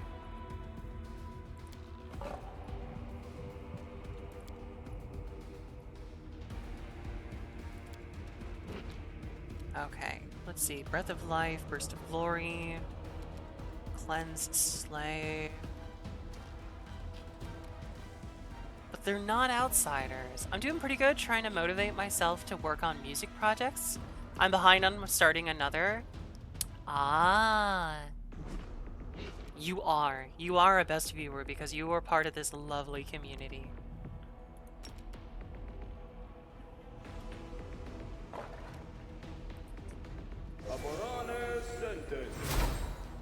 Heroism on Arushale because she's actually, like, you know...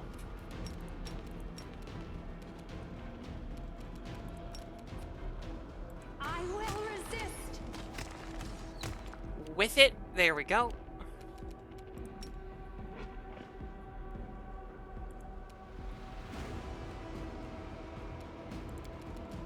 I'm gonna change this out to Flaming Burst instead of Holy.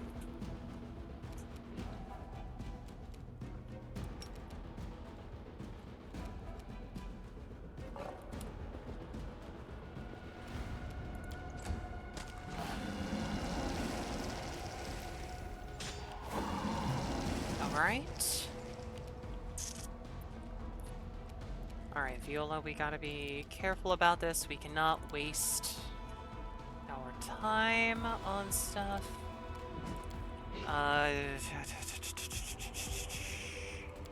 They're gonna be immune to stuff. We need to...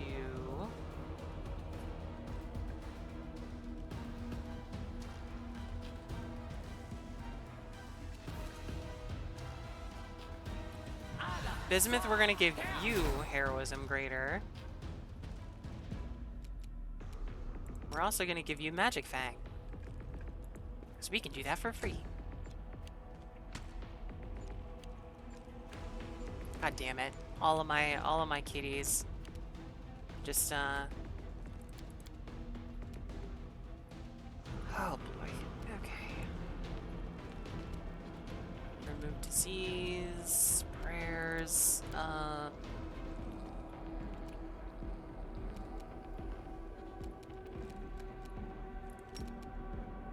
will this work? Holy shit, Bone Shaker works on crystals? I didn't think they had bones!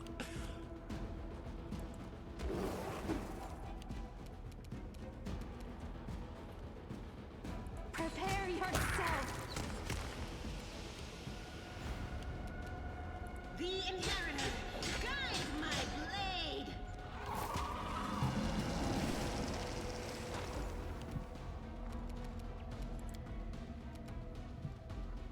Sela, do you have crystallization on you? No.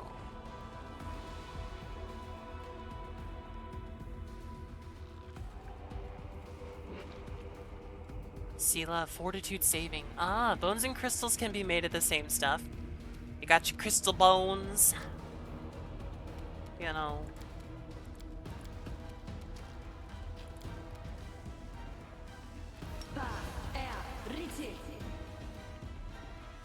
Right, we're gonna go over here. Come on, guys. Oh, this is going much better.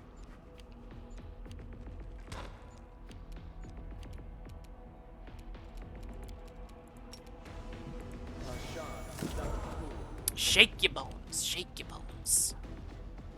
Crack your crystals. Desna, guide my hand.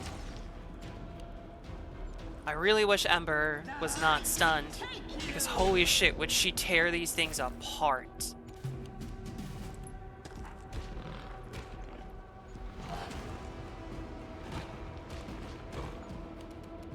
Let's try this way.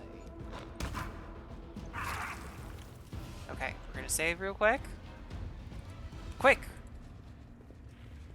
While everybody's still under the effects of enchantments.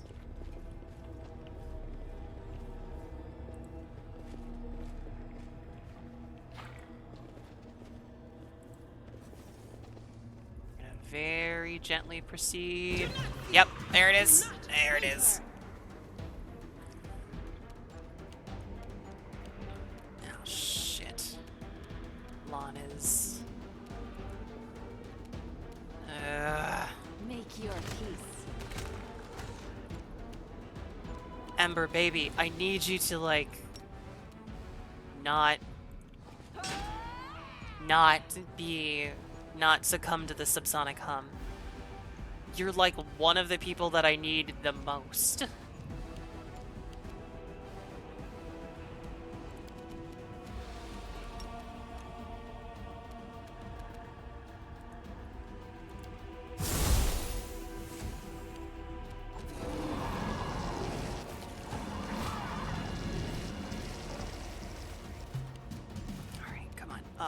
Yes, Darren?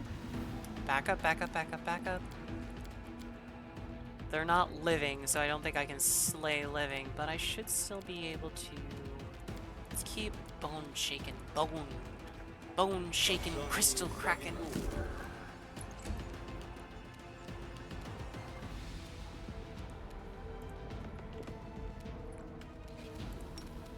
I will resist.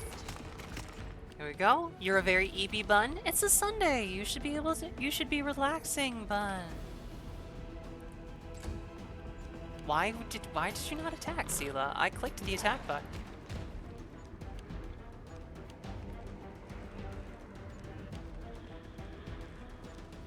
Okay, 51.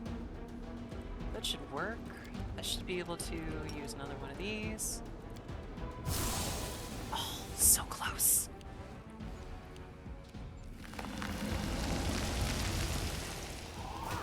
Oh, Bismuth was petrified. Shit!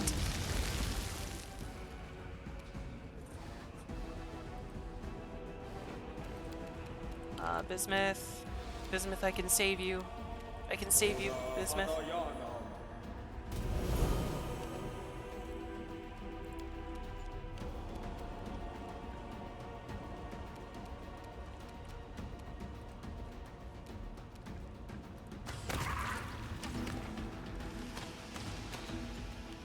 Okay. Oh no, Sela, are you petrified? Shit! Ah!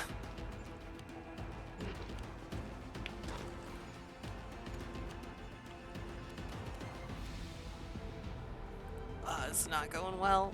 I mean, it could be going worse, but it's not going exactly well.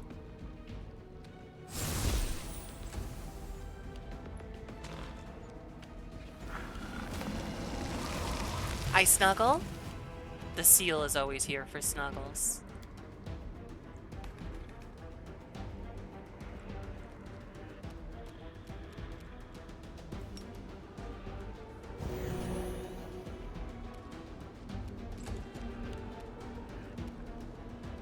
Prepare yourself.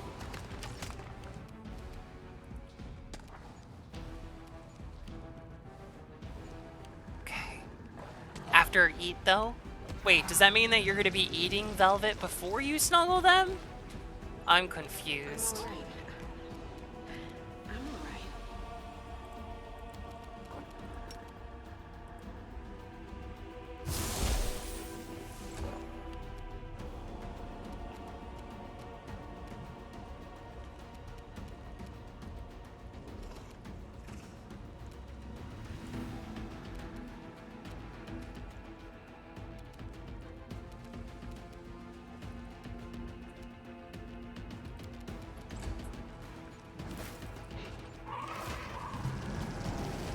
Okay, Darren.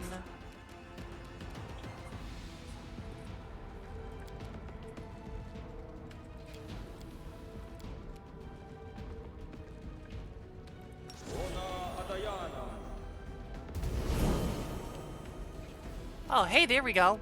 We freed Sela. Nom on the cookie.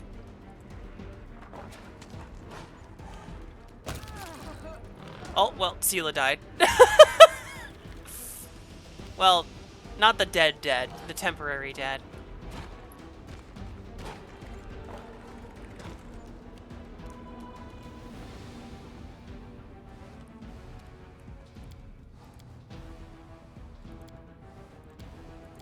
She'll be okay, I think. Maybe. Kind of. Oh, hey Axel! How's it going? I'm fighting crystals.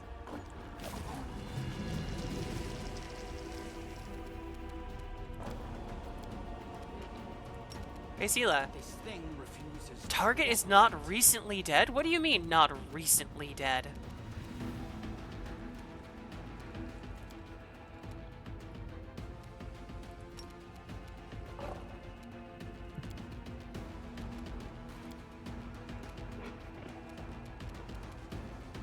The fuck kind of sense does this make, Darren? Fine. Go back to just shaking the bones. Desna, guide my hand. More powerful than the ancient gods I fought earlier. Yeah? Yeah? It's very on brand. Just some random crystals you find in a cave are far more powerful. Alright.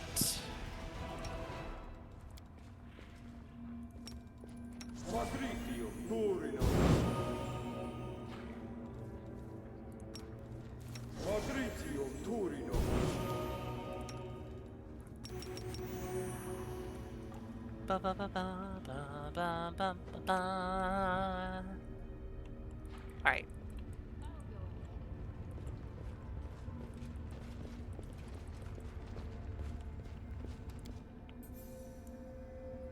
There we go. Oh, now we can even go rest.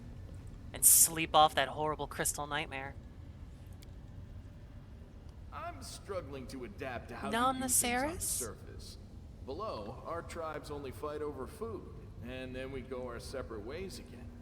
No mongrel would ever think of sending killers to murder his neighbors. Trust me, if you had an excess of food, people, and free time, you'd quickly start thinking of more sophisticated ways of killing each other. I can't really argue with that point, Grey Boar. What part of me are you nomming, bro? As it Are you should nomming be. my ears? You're nomming my neck? You gonna numb my hand?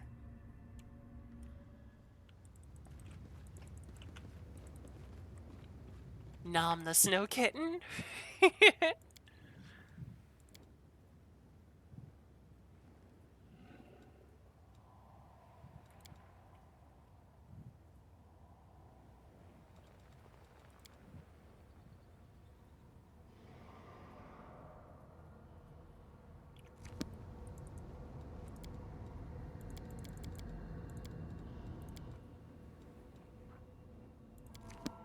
Okay. Specifically the outside.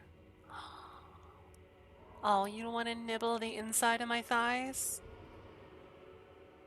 That's where it's the most fun, though, because then I can squish you. That's not fun.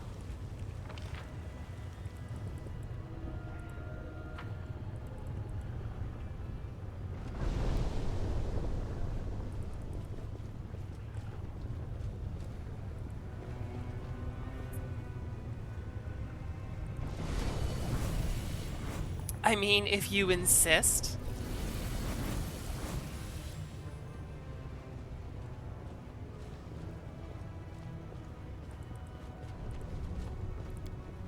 To the Mage's Tower.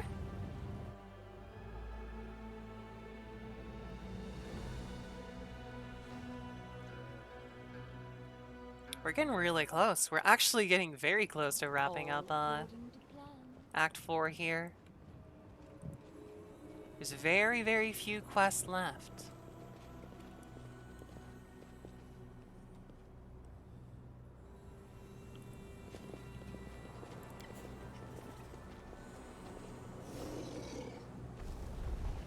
God, it's like a Dark Souls elevator.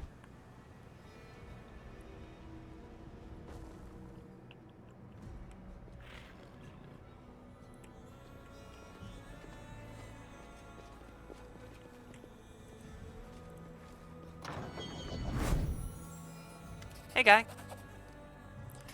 The storyteller bows his head in greetings. I have spoken with the queen as you asked. Galfrey was silent as she listened to my question and whom it had come from, and she stayed silent for a long while afterwards. She asked me to give you this along with these words. With my blessings, if you can accept it. Life veil. Interesting. I wanted thigh, but I didn't want to say inside because of being overly lewd, but Sarah said other plans. No, she just asked everyone to step out and leave her alone for the time being. Oh, Queen Galfrey, does somebody feel maybe a mite bit guilty about throwing your favorite commander in, like, the abyss? Just like the get out, I'm jealous? I'm not bitter. I'm not bitter at all. Thank you, storyteller. I need to replenish my supplies. What did you get me? Ooh, some of this looks good. Crushing Presence. Headband of Charisma +6 grants the wearer ability to push all enemies in a 15-foot area 10 feet away and suffer bludgeoning damage. Oh my goodness. Sela, what does your current head equipment do right now? Okay, I mean, I still like that.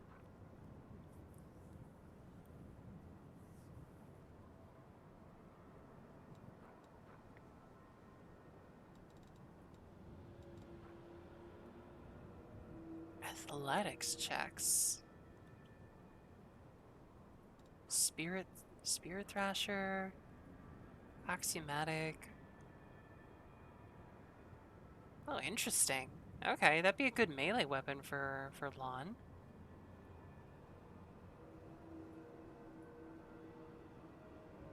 I don't think Lon's technically good. I think he's lawful neutral.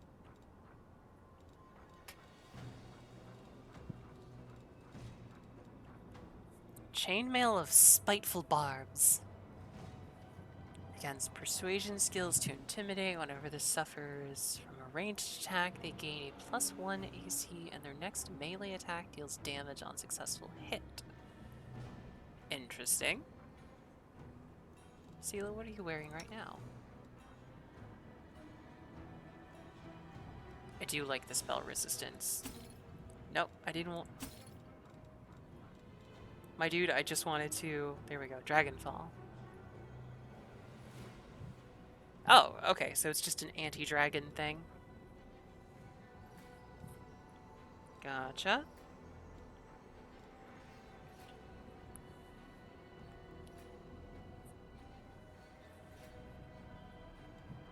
Ring of Boreal Might.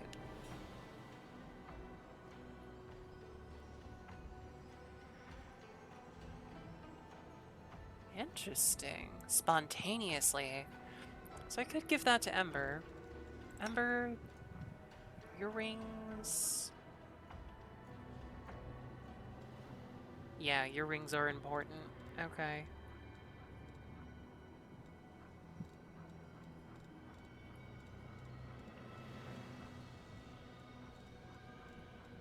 Alright, so it sounds like there's some potentially good stuff for Lon here.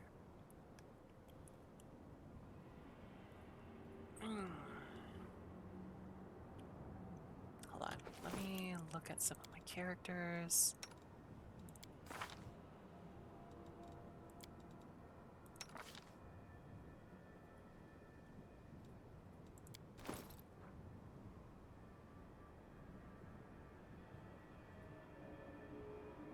Natural weapons, unarmed damage, so that would work there. Lon, yeah, you're not a good monk. I can't.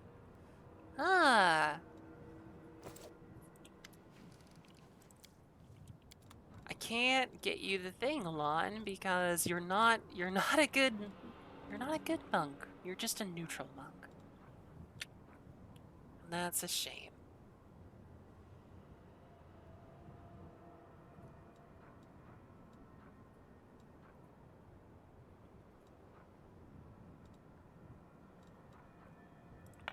We will do that. We'll get the ring. We're just not gonna put it on Ember.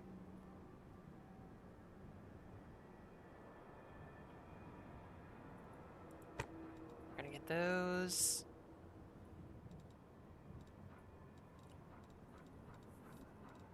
I think that's it, really. What would happen if I sold him the Narandrian crystal?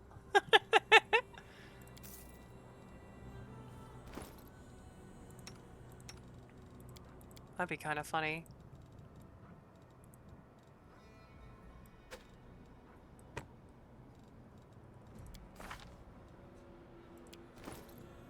Alright, well he's got athletics now.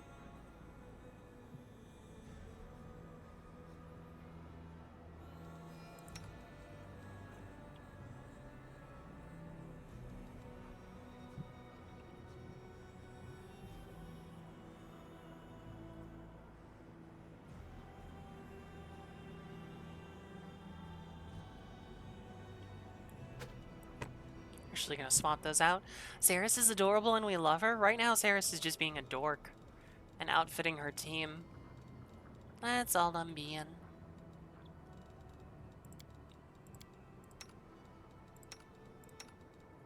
I feel like I should get ready though, like I'm going to be thrust into some sort of situation. So we are just gonna prep real quick here.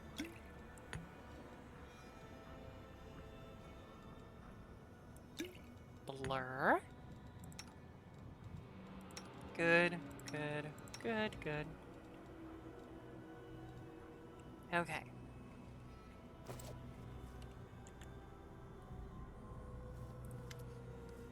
I found the crystal. What do you see? The storyteller takes the crystal, and his face becomes twisted with evil rage and a screeching cry bursting from his lips. A bloody stain spreads across your chest, and the storyteller's visions once again burst into your mind, just as they did in Canabras when you brought him the stone chisel. My wings take me higher and higher, stirring storms, but even they cannot disperse the ball of darkness hanging in front of me. Stupid little maggot, you think you can fly as high as me? My cheeky opponent does not answer, and the wound under my heart continues to gush streams of blood, tainting the feathers of the black bolt and dripping it into the dark waters of this shower. There's something wrong with this wound. My strength is dwindling too quickly. There is no time to waste. I'll grab her, scrunch her up, crush her with my claws, and throw her into the very bottom of the abyss. Quickly changing the direction of my flight, I rush forward and hit the center of the dark cloud. Well, where are you? My chest is thrust forward, ready to take any blow, and my claws are cutting through the air. But she's not here. She deceived me. The dark cloud was a fake. Where are you? Her triumphant laughter echoes over the black ocean. So insulting, so insolent, impetus! Someone catch that laughter. Choke it! The mind of an Aeon remains unshaken. You can easily concentrate on the storyteller's screeching voice. Who are you? You don't know me. I am the demon lord Alethea, lady of harpies, sweet-voiced mistress, and seductive peril. My wings can embrace a mountain, and all in the abyss know my name. Who are you fighting? That pathetic upstart, Naticula. She attacked without warning and wounded me, and now she's hiding in shadows, thinking she can get away from me. Your pathetic leathery wings can't compare to mine. What are you fighting for? For power, for might, for superiority, for for the right to fly over these endless waters, for the right to seduce the unlucky ones of our choosing. One of us will perish, the other will rise and get everything the loser owns, and I will be the one to triumph. How will your fight end? The storyteller's voice changes. You hear a death rattle. She will win. Overpower me. Weaken my spirit, and my body will drop into the waters of Ishiar. The elf's voice becomes lower and lower, becoming denser and stronger, like a stone that has decided to talk. From now on, I am blood. I set and thicken. I grow firmer, stronger. I crystallize. I gain edges. Power lies dormant in me, and I lie dormant in the dark. A dark, heavy stone slab seems to fall on you, but this is not enough to break the mind of an Aeon. You discard the heaviness with ease and continue to listen to the storyteller's monotonous voice.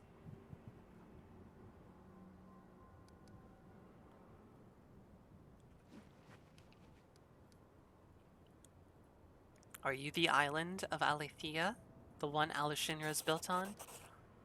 Yes. My body became stone. My flesh turned to firmament, and the power in it made it expand and swell. I am the island and everything hidden within it. Hey Rosalia, welcome Leleles. I thought the souls of demon lords went to the Rift of Repose after death. Yes, but not me. The one I used to be. She was supposed to go to a secret place, but someone stopped her, locked her in this body. She didn't want those who fell at her hand to return. She found a way to lock their power in their remains, and the power is still there. So where are you? I am lying in the ground. In the depths my paths are laid. I am asleep, waiting for greedy hands to touch me. Gather me up. Take my power for their own. What will happen next? You will take me out. Your hands will take me out of the cavern. The storyteller's voice calms. This is where the road to the past, the one open to me, ends. It leads to this very moment, but I see something else. The future. A possible future. Droplets of spittle fly from the old elf's mouth, his speech becoming furious and garbled, his voice trembling with tension. Ah, it hurts! The crystal is so huge. She's implanting it, sewing it into my living flesh. My flesh! And it oozes power, soaking my flesh and blood, flowing in my veins. I am rage. I am agony. I am violence made flesh. Overcoming the scarlet rage, seizing your mind is easy for an Aeon. You push through the stream of insults and mangled words flying from the storyteller's lips. Try to understand why it's trembling. You feel the thirst for blood, the heat that pulses through a warrior before an imminent fight, the pride swelling within the demon that is speaking through the storyteller. Why did you blow yourself up, Rosalia? That power that he yearns to feel as soon as possible, the duty that he intends to embrace with honor. Who are you and whom do you serve? I am a humble demon whose old name doesn't matter. From now on, everyone will call me Horned Horror. Lady Hepzibah will lead me into battle, where I will crush her enemies. No, I will destroy them with my horrifying grunting that will rip their pathetic flesh from their meager carcasses. Who is implanting the crystal into you? Mutasafin, the cunning one with snake eyes, one of the fosterlings and an upstart of Arilu. My mistress Hepzimera ordered him to do it. She has many such crystals. I am not the first or last to have had this done to them. Mutasafin is a weak and mortal spawn, but he improves with practice. You see, I am alive, and unlike the pathetic unfortunates who went first. Is that what happens when you eat at a restaurant, FYI? Wait, what? That you lay a bomb, or that you become a demon? I'm confused. What fights await for you? We are going to fight Naticula, that winged upstart that has been troubling our Lord Baphomet for too long. Time to remove her from the board. How do you expect to defeat Naticula here? No, I mean the building too. Oh. We have followers in Alushinra. They will strike from the inside, cripple her, drain her blood, and then our army will bring down all its might given to us by the miraculous crystals, and Naticula and her pathetic servants will fall. Enough. The storyteller's visions fade, and with it, the terrible heat in your chest.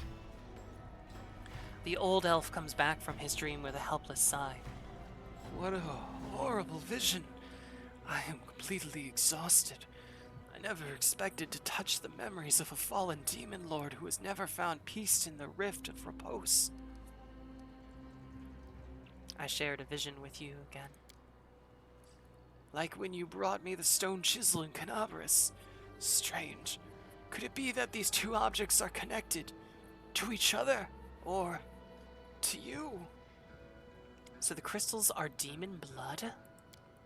Yes, hardened blood in which the spiritual power of the Irish demon lord is sealed. In this case, the power of Alethea, the one who was killed in battle and locked in her own remains in this unusual way. So the city's built on Alethenia's corpse. In a matter of speaking, yes. After the spiritual power of Alethea did not go to the Rift of Repose, Naticula began to transform her dead body, forcing it to expand and assume a more solid, static form. I can only guess what a nightmare that imprisonment was for Alethea's spiritual essence. How can the stone grant powers? I suppose that it happens as a result of some merging process, after which the unspent power of a demon lord will literally flow through the body of the one who uses the stone. What is the Rift of Repose? I actually don't know. That is where the souls of fallen demon lords go.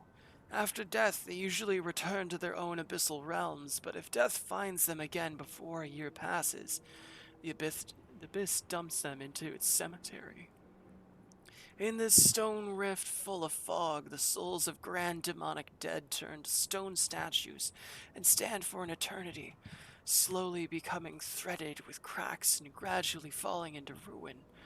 It is a kingdom of decline and decay, and a visit there might serve as a good lesson to those who believe in their own might and deem themselves invincible. The old elf gives a sudden jolt of joy and says, I've had a brilliant idea. The stone knife you showed me in Canabras. Do you still have it?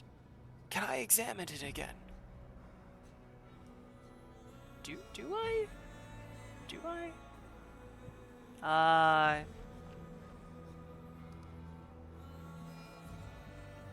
I apparently don't have it. Well, alas. Was I supposed to keep it? Nothing the game did not tell me that I was supposed to keep it.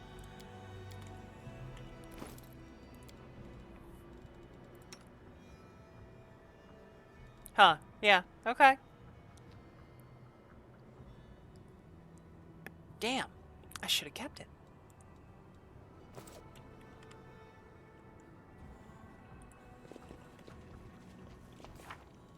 Alright.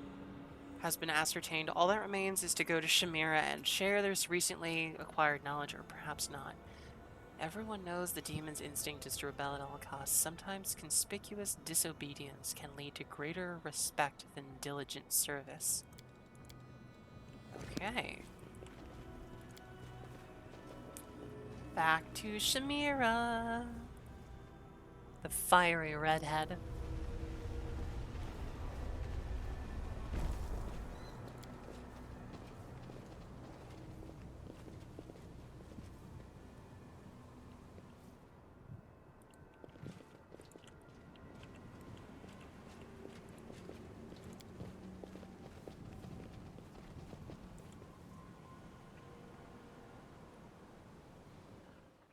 Okay, if I remember correctly, Shamira's at the Harem of Ardent Dreams?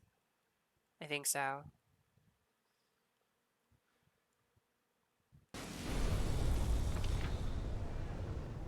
So that's...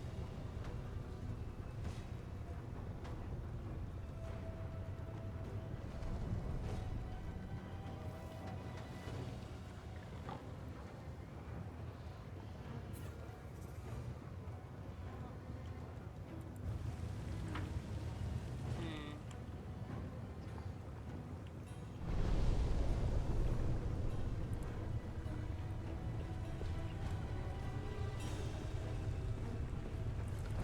I'll go ahead.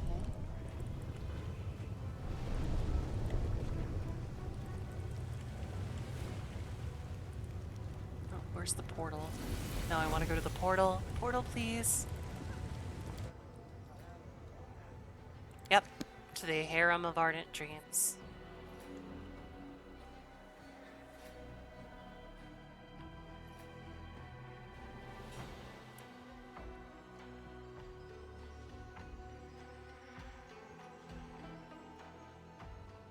Things are really coming to a crescendo.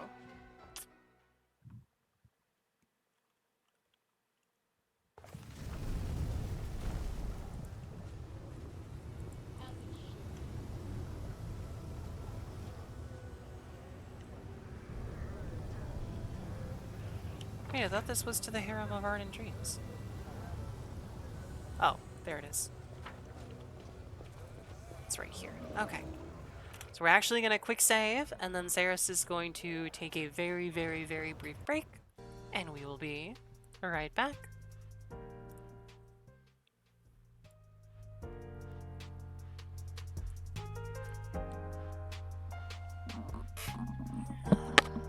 Big stretch.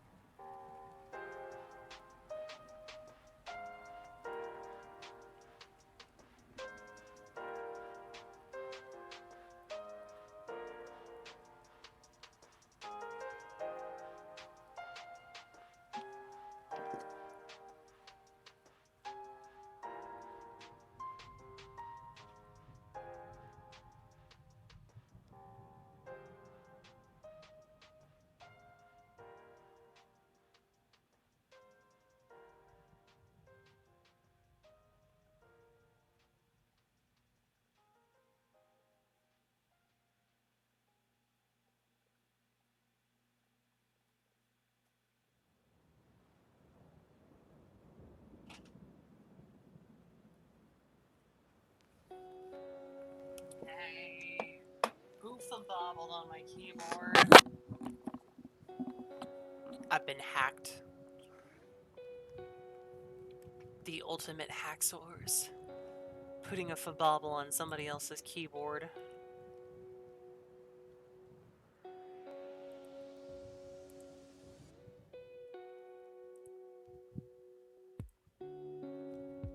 Yep. Once again.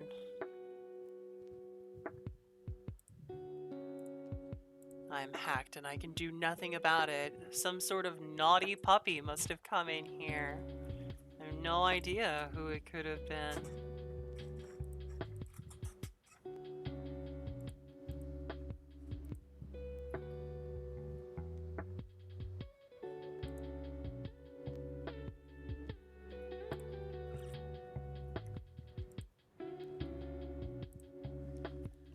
Okay.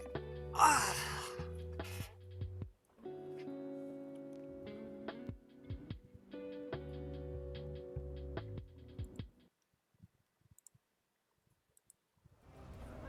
And we're back. Oh shit, I need to reset my tracking. Hold on. There we go. Alright, That is not let's go see what we have to do with Shamira before we go talk to Lady Naticula herself. Decide whether or not we're going to save the Demon Lord or not.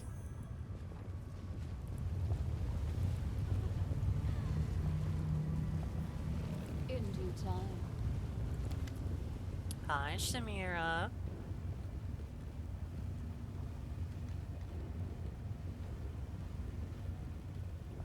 After she notices you, Shamira gives you a displeased frown and irritably asks, "You again? You have no friends that you must keep coming here to chat with me? Or perhaps, though I find this extremely hard to believe, you are not completely useless and have something of interest for me? I have completed your task." Shamira ignores you, looking somewhere else, but in your mind you hear her angry hiss. "So speak if you have, but use your mind instead of your flapping lips. Your mind!" I know that you have done much to win Shamira's favor, but my heart tells me that helping her would lead to evil. Forget everything I've told you. Find another way to complete our mission.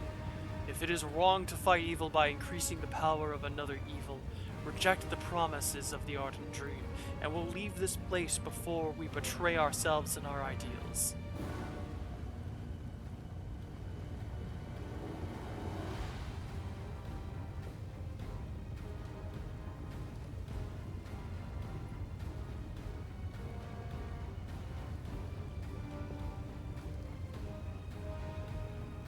I will not serve you, and I will not tell you anything.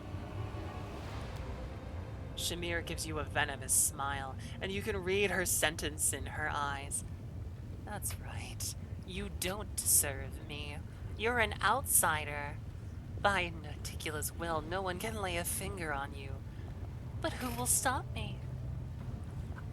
Balkuzi, welcome! By the way, Balkuzi, just to make you sad, we did not end up fighting Valexia. I played that conversation over and over and over again until we came to a peaceful resolution.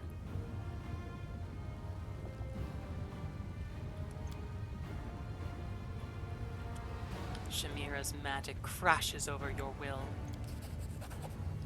and then retreats after facing the unshakable wall that represents the hardened mind of an Aeon.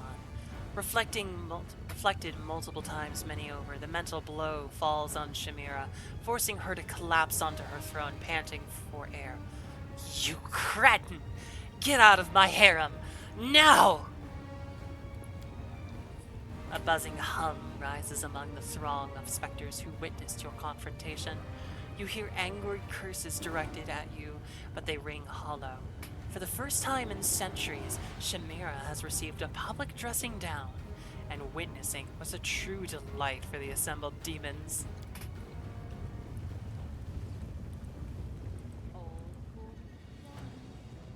You are most curious, mortal. Oh. Hi? But, Mommy? Hi?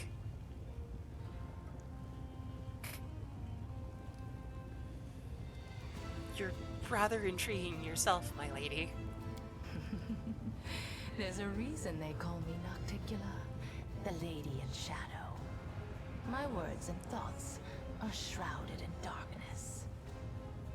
I take it I finally have your attention, Mommy? Yes, your arrival in Alashanira was quite impressive. Rumors have reached me even here, behind my locked gates and my wall of valiant guards. Rumors of a remarkable Galarian taking my Alashanira by storm. I would humbly request an audience. You have my permission to enter the palace. Go there and wait. I will arrive when the time is right. Until then, you will be taken care of by one of my servants.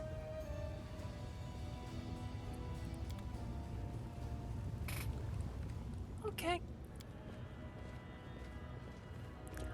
I'm not groveling! I'm just simping. There's a difference.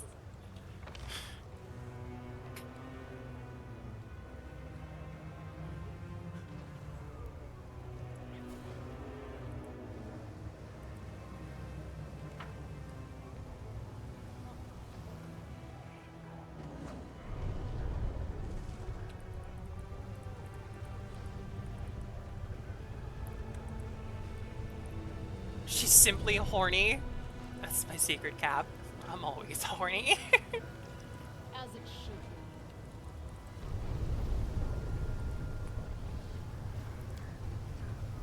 Well, stop doing that too.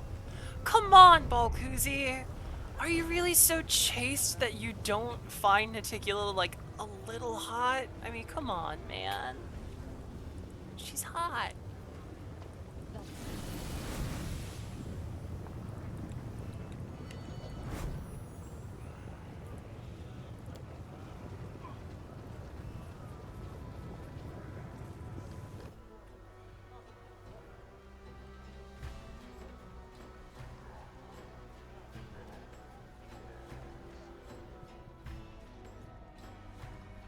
Ten out of 10 would plow hot demon lady. This is true.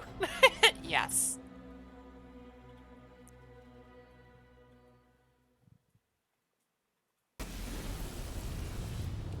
In due time.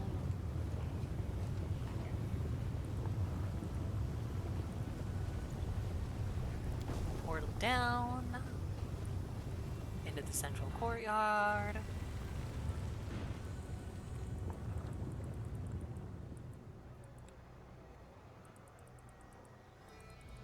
And we take the long, long, long, long bridge. Sure, after her confidence and arrogance is broken, she's laid before me, broken and defeated. Oof. Well, Kuzi, are you a dom breaker? I'll go Is that what's going on here?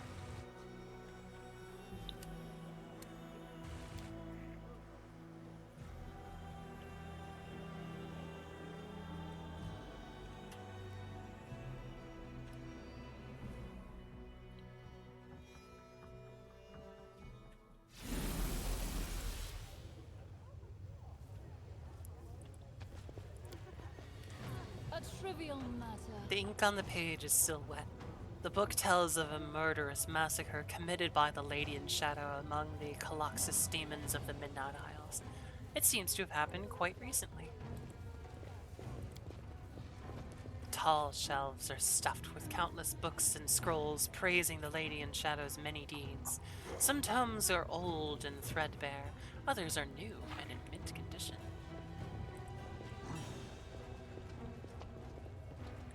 Nothing satisfies me more than bringing the mighty and low and seeing how they deal with it. The Lady in Shadow's library is called the Vault of Graves. It contains the biography of everyone whose life Naticula has ever taken, and her victims are innumerable. As it should be.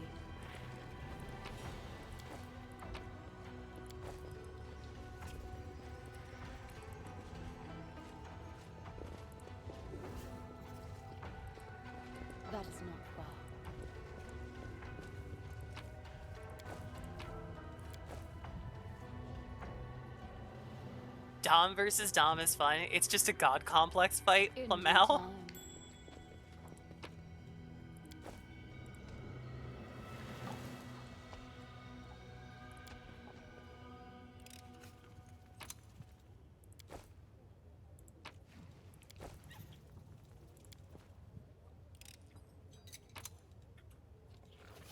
Oh, cool. Little ivory comb.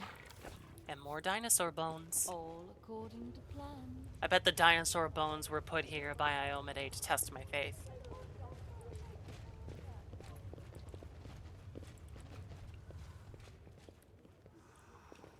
I seriously doubt many of you are gonna get that reference.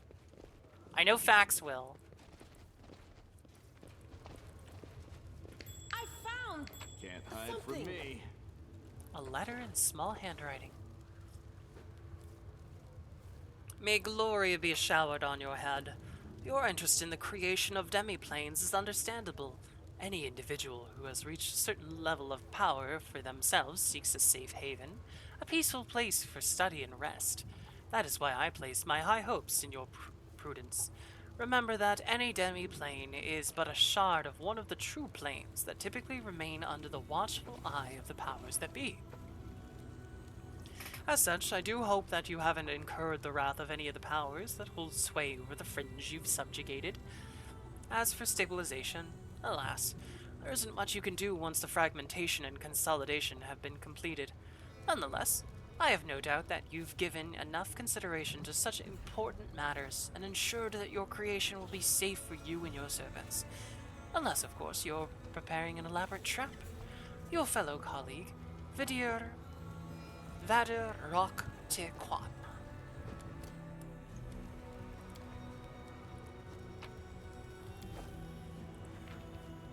Oh.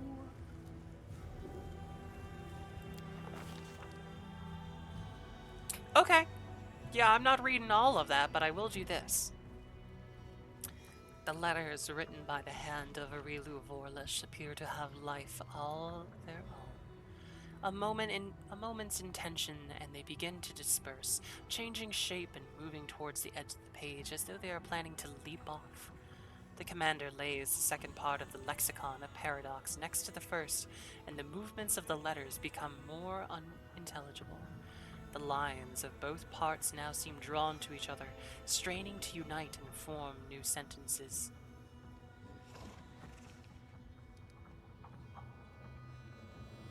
We're going to join the two halves of the paradox. Viola brings the two halves of the lexicon together, but nothing happens. No magic sparks, no extraordinary transformation. The lexicon of paradox remains in two ripped halves. All that happens is that the lines of text begin to move before her eyes. The letters of the two halves are striving to merge into words, but they cannot. Focus on the text. Viola's attention focuses on a couple of words that seem to have only just swapped places. The words freeze as though they had never moved at all, but out of the corner of her eye, the commander sees several words on the other side of the page begin a discreet game of leapfrog.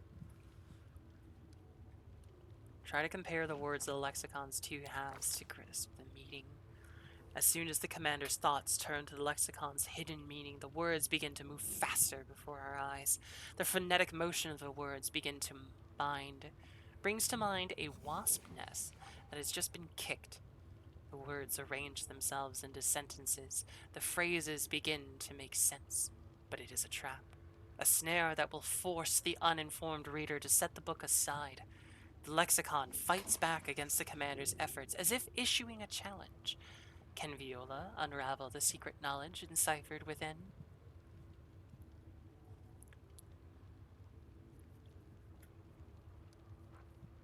We've got a pretty good world.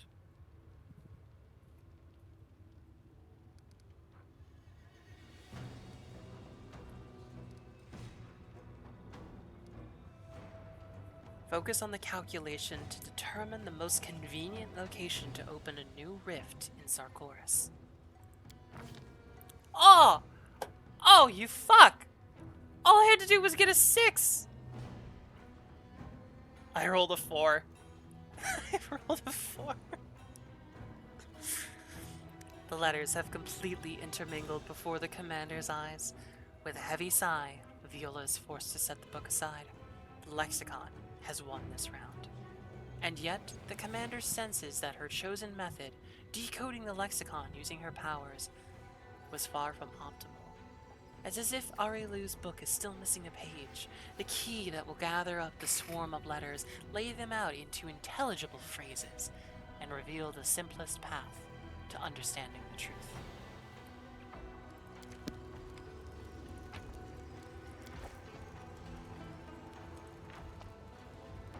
Greetings, colleague. I thank you for your selection of materials that arrived along with your last letter. Unfortunately, I'm unable to procure even the simplest specialized studies at present, as Galarian's libraries are out of my reach. Oddly enough, it's currently easier for me to receive the necessary articles by contacting a like-minded individual from a different plane of reality. In our last letter, we went over the matters of resurrecting those who have stepped into the murky waters of the rivers of souls. Evidence shows that those who have appeared before Phasma's judgment and learned of their fate in the afterlife do not answer calls from the world of the living. They cannot be revived by any means. But is that really true? Do you think it would be possible to revive such a person? At least in theory. On another topic, there are known cases of ascension, or acquiring divine form through powers that no one to this day has taken time to study thoroughly.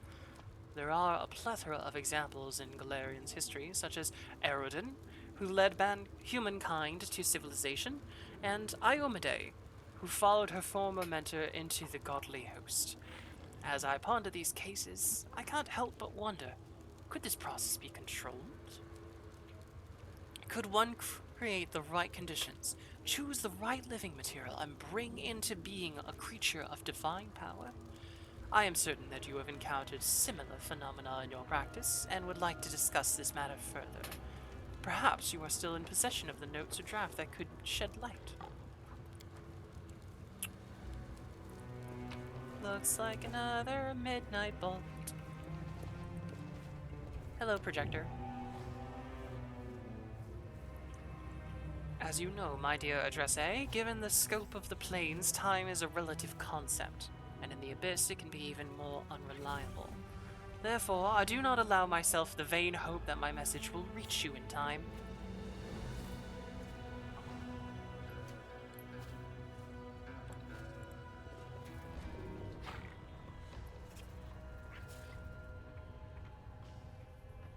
Your final question about the possibility of a complete awakening of the memories of a mortal life within a soul that has already passed through Phasma's judgment. I will send you the research on all the cases of which I am aware where such an awakening took place. All this science, this magical science.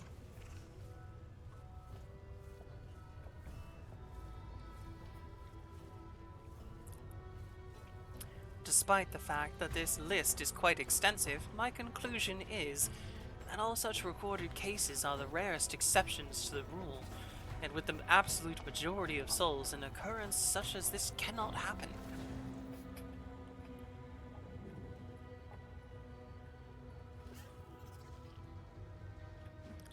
Both the wonder and tragedy of mortality lie in the fact that there is a certain moment after which the process is final and irreversible.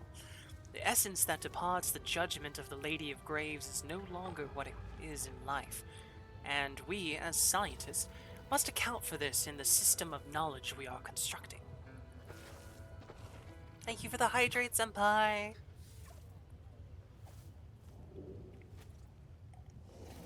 I feel like I'm watching a magical university lecture. Or more accurately, like, notes passed between, like, colleagues. Wait, did I read these? A pile of sketches. The drawings depict fragments of various rituals that lead to the opening of rifts and portals. Books written in multiple languages. The titles that can be translated are dedicated to research into the nature of souls. Just like Arilu was interested in. I'll go ahead. Our Lady in Shadow, the Queen of the Midnight Isles, Lady Denticula, Demon Lord of Darkness and Lust. The tall shelves are stuffed with countless books and scrolls praising the Lady in Shadow's many deeds.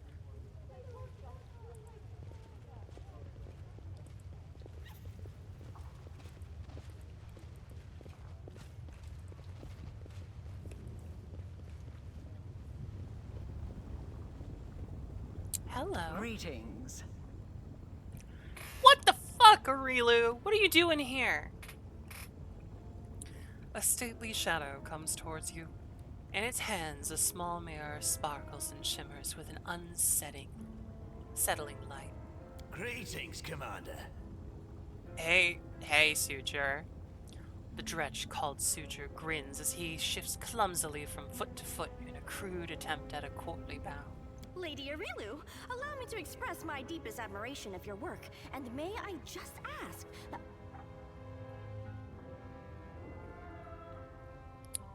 I came to speak with Denticula, not you, Arilu. I want to talk to Mommy. All in good time. You will have your meeting with the Lady in Shadow. But first, there is something else. You have walked a long path. One where shadows constantly flicker at the edge of your vision, and questions multiply like flies above carrion. It is time for answers. At least, some of them. If you're going to tell me that you infused me with the blood of a god in an attempt to make a divine while also reviving me as one of the rare souls from Pharsma's judgment, I think I got it.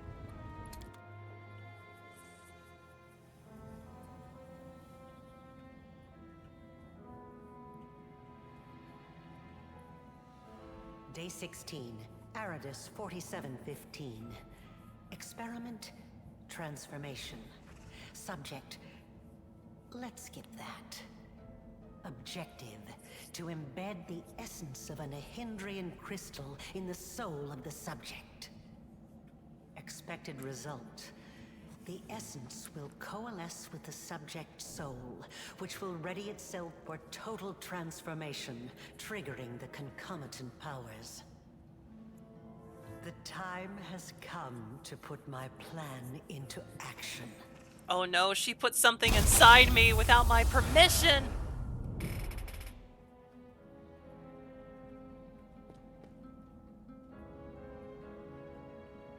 You are my creation. Your power was my gift. Now you know. Yeah, okay. Even if I believe you, why did you do this? You are asking the right questions, but the time has not yet come. Okay. Ah, such special memories. Remember the laboratory, do you? I told you back then. Go on, look around. See all the ones Lady Arilu worked on.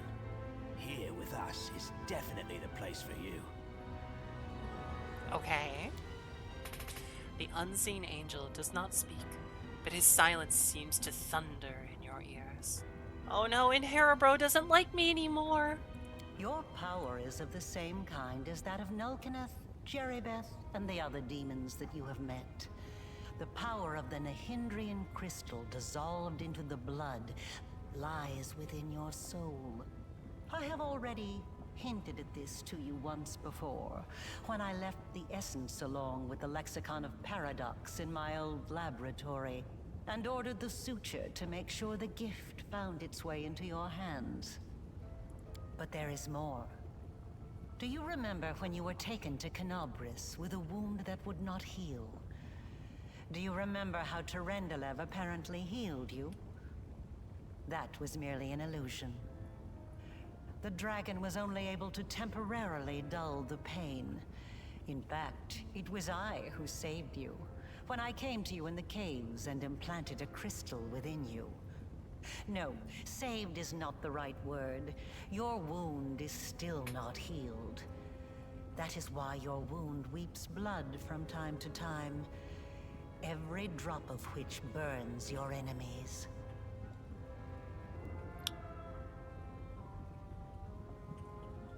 Okay, so that's kind of interesting. Trendelev didn't heal me at all. She just tricked me. As if to confirm her words, blood begins to seep from the wound on your chest. Eerie flames seem to dance within the crimson drops.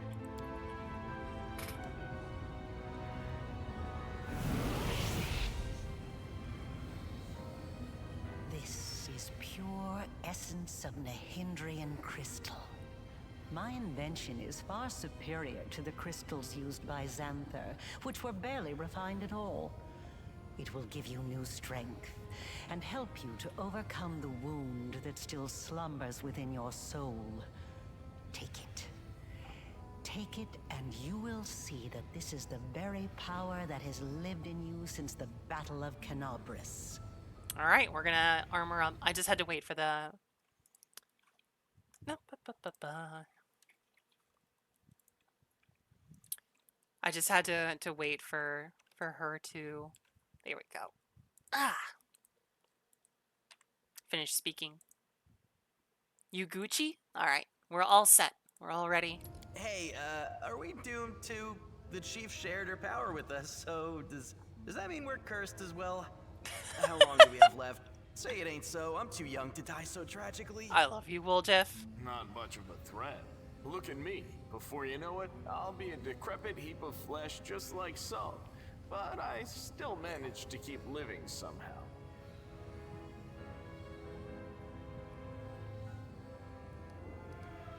That's not gonna work. You need to tell me everything first. Very well, then. Ask your questions, and I will answer. What is this wound in my soul? How dangerous is it? It was my mistake. My failure. I failed to... The tale is too long to recount here. Your wound is a reflection of the world wound, in a way. It is very dangerous, even if you do not yet realize it. It is not a disease, but rather an abscess. There we go. Which will one day burst and kill you. It cannot fully be healed until the world wound is healed. Oh, interesting. Are you trying to close the world wound, Arilu? No doubt you have felt this affliction on several occasions. It awakens when you use your power. It makes you sense more strongly what mortals call the corruption of the abyss. Until the world wound is healed, you will have no peace. You followed me. Like a witch in a fairy tale, I watched over you from birth. From before that, even. And I kept detailed notes. You were chosen and prepared for a special destiny. I think I denied her offer of this crystal essence. I am pleased to see that you still wear them. I enchanted them specially to protect you from danger. I am glad you found my gift useful. Oh shit, you gave me the lucky bracers? Aside from this, I helped you, even when you were unaware of my presence. I saved you and your unfortunate companions when you fell into the crevice in Canobris. In the Grey Garrison, it was I who distracted Minago to allow you to approach the Ward Stone. And I also left you a present in my old laboratory, and told the Suture to see that you received it. I knew that sooner or later you would find your way there. That place exerts a powerful pull. As it turns out, you helped me thwart the plans of your masters Baphomet and Discari. They are not my masters, they are a resource. Ooh, I kind of expected that one, but I like it. You always have to sacrifice something. I wanted you to go to the laboratory to see with your own eyes what I had been doing and what I am capable of, so it would be easier for you to accept the truth. The laboratory is the place where I prepared your ascent. And the Suture was the only one who I could trust to execute my plan and explain everything. After all, he too once experienced rebirth at my hands. And that is why I was willing to risk his life. Oh, very much I brought you into this world, I'm gonna bring you out. It would have been better if you just told me everything instead of playing these mind games. Just, you know, sit down and have a conversation like a normal frickin' person. Knowledge gained independently through research and experimentation is far more valuable than knowledge that is simply given. That is why I wanted you to go to the laboratory yourself. I just gave you a nudge in the right direction. Balkuzi, let's be honest, you just want to kill all of these high and mighty people.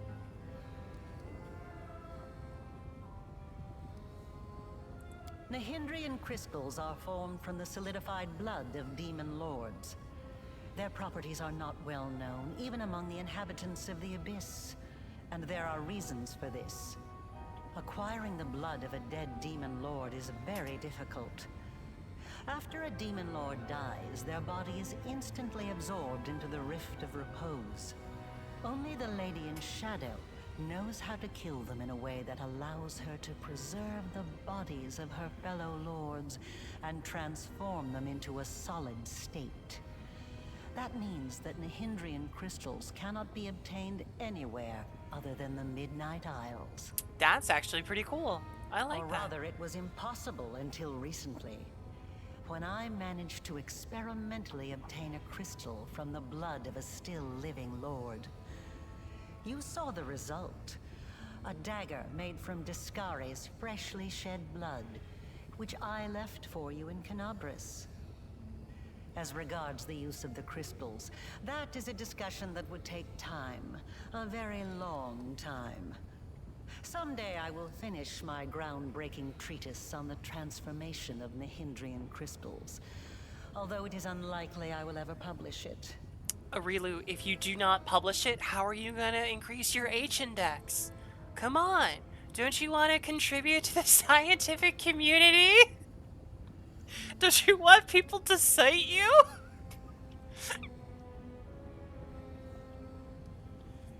Not just any creatures.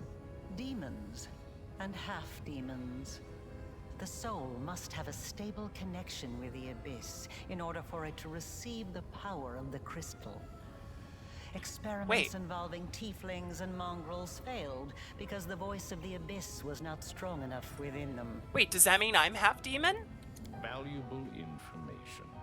The Order will be interested to learn this. But I'm not a demon. I wasn't a demon either when I started. But there are always ways to circumvent, or even to override the laws of the universe. Arilu, question. Why can't I see the corrupt aura of your soul? If I'm an Aeon and I can see the unlawful nature, and she just admitted to breaking the laws of the universe. Counteroffer, how can she add to the scientific community if she's fucking dead? With her corpse, we can study it. You know, we'd still have to cite her, maybe list her as like a fourth author on the paper. I changed myself by knitting my soul together with the essence of the Abyss. And I changed you. Do you remember the fits of rage that began shortly after Discari's attack on Canabris? This is how the second half of your soul manifested itself. Not yet fully aware. Not yet awakened. It's a pity you did not choose to let your demonic nature take hold. The result would have been most impressive. I just noticed. Does Arilu have a wound too? Like, she's got like a purple like scar or something right here. All those arrogant crusaders, those knights with their eyes ablaze, those pious priests.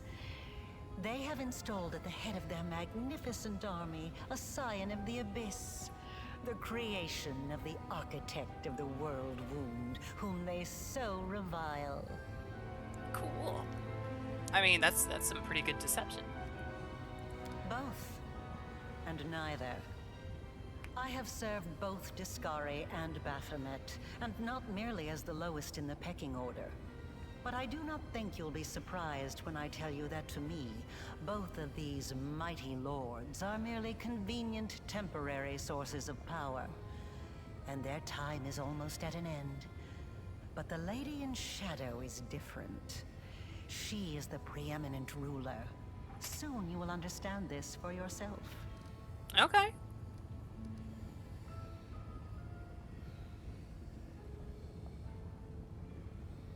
Yes, because I taught Xanther and the other servants of Baphomet and Discari the earliest version of this transformation ritual.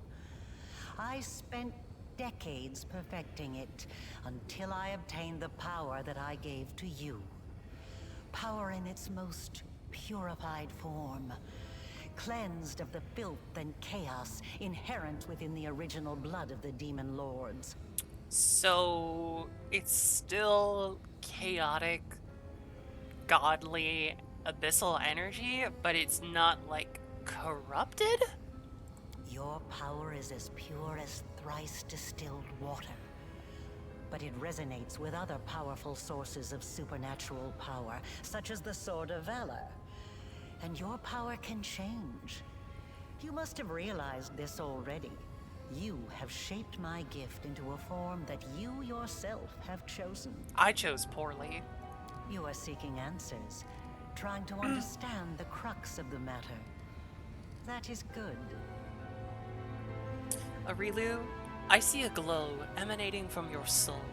You have committed a crime against the universal order, and I am giving you a chance to repent, here and now.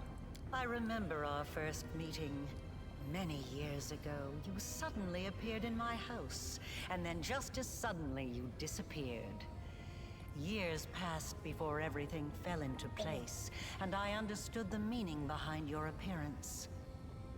I don't know what changes you have already wrought to bring this world about, but one thing will remain unchanged in any space-time continuum. I will not regret what I did, not for a moment. Alright. I mean, I've given every demon in the Abyss thus far the chance to repent, and I think maybe one of them has. Patience. Before we continue, I want you to receive your power.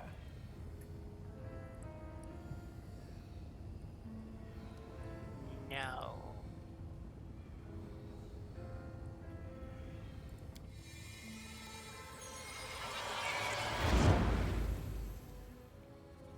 You channel all your power into these words, and strangely, you feel a surge of power within you, response.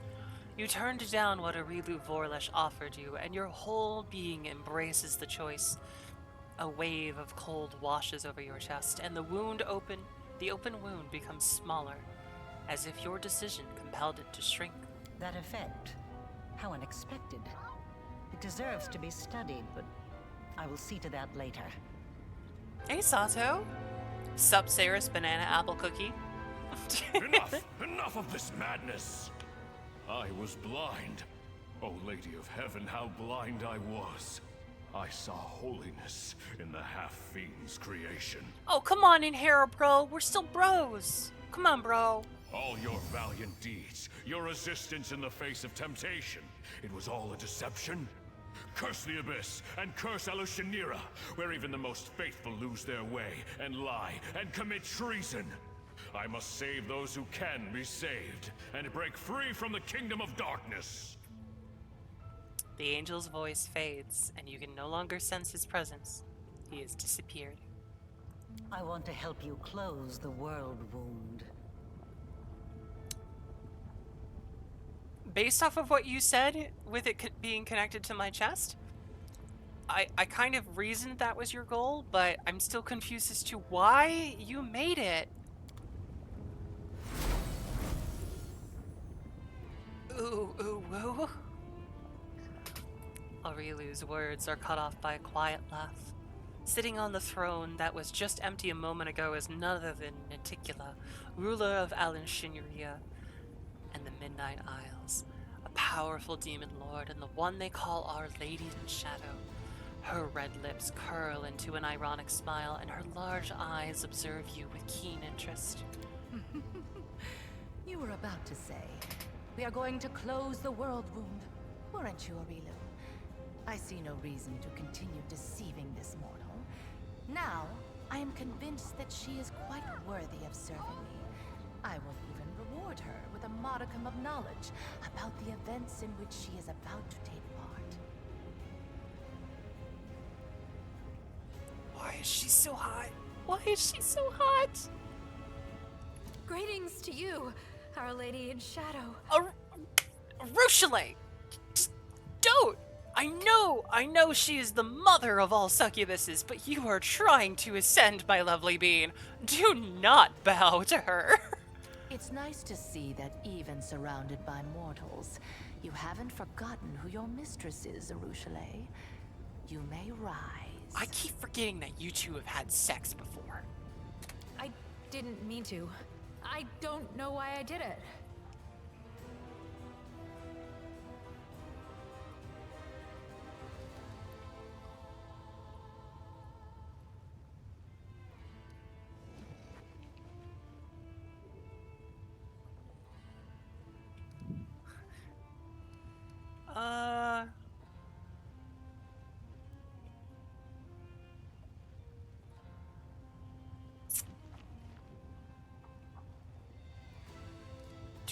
Do we simp for mommy, or do we try and keep lawful right now? Cause I know I still need to complete the mythic quests in the Isles.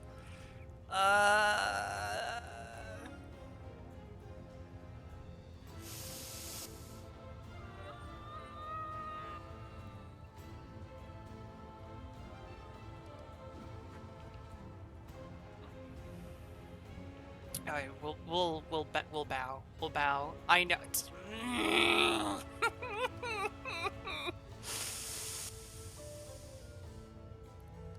We're gonna be respectful. We're gonna be respectful. I'm gonna look respectfully.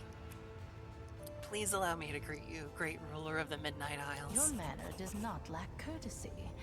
That is to be commended. Thank you.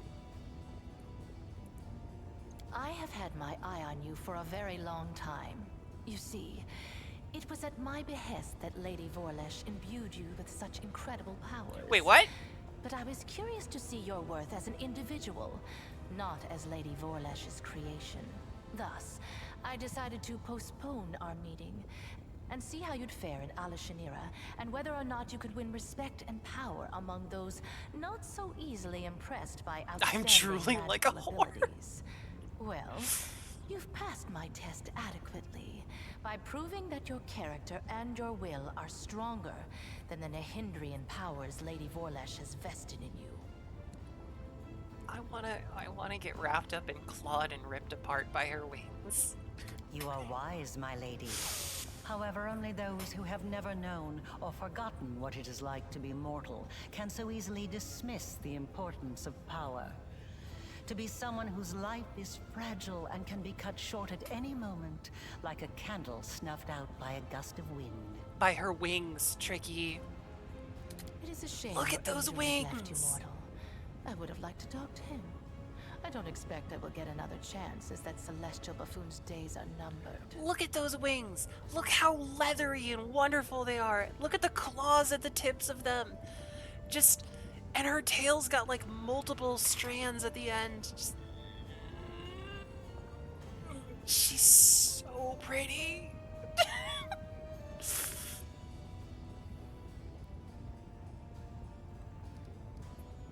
Why do you think the Hand of the Inheritor is gonna die?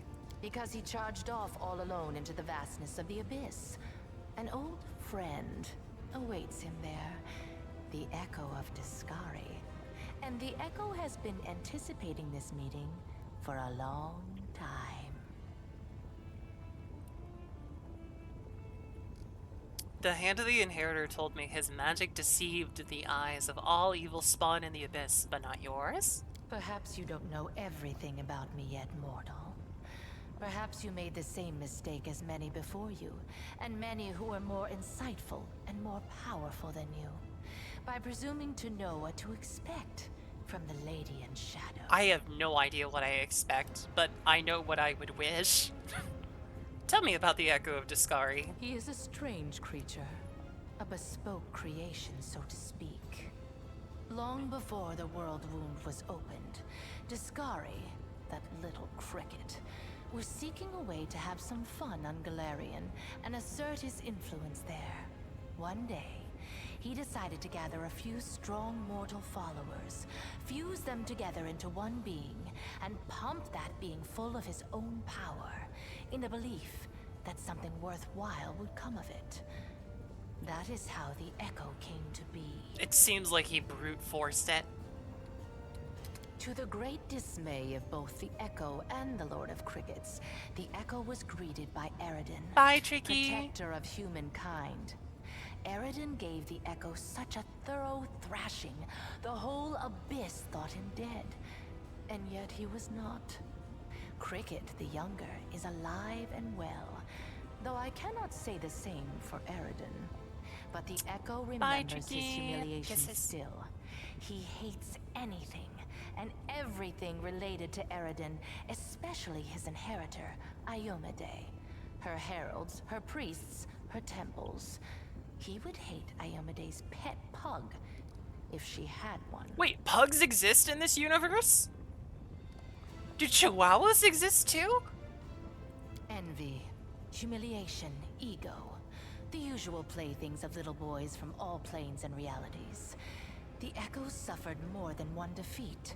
First at Eridan's hand, then under the onslaught Let's of the be forces honest. of heaven. If Those chihuahuas rats did taught him exist, to they attack would his be enemies demonic by spawns. stealth, They would be here in the boldly abyss. and often, killing and crippling anyone close to the light-bringing goddess.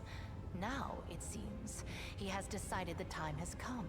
The Herald of Iomedae himself is in the abyss alone, without a retinue of lesser angels.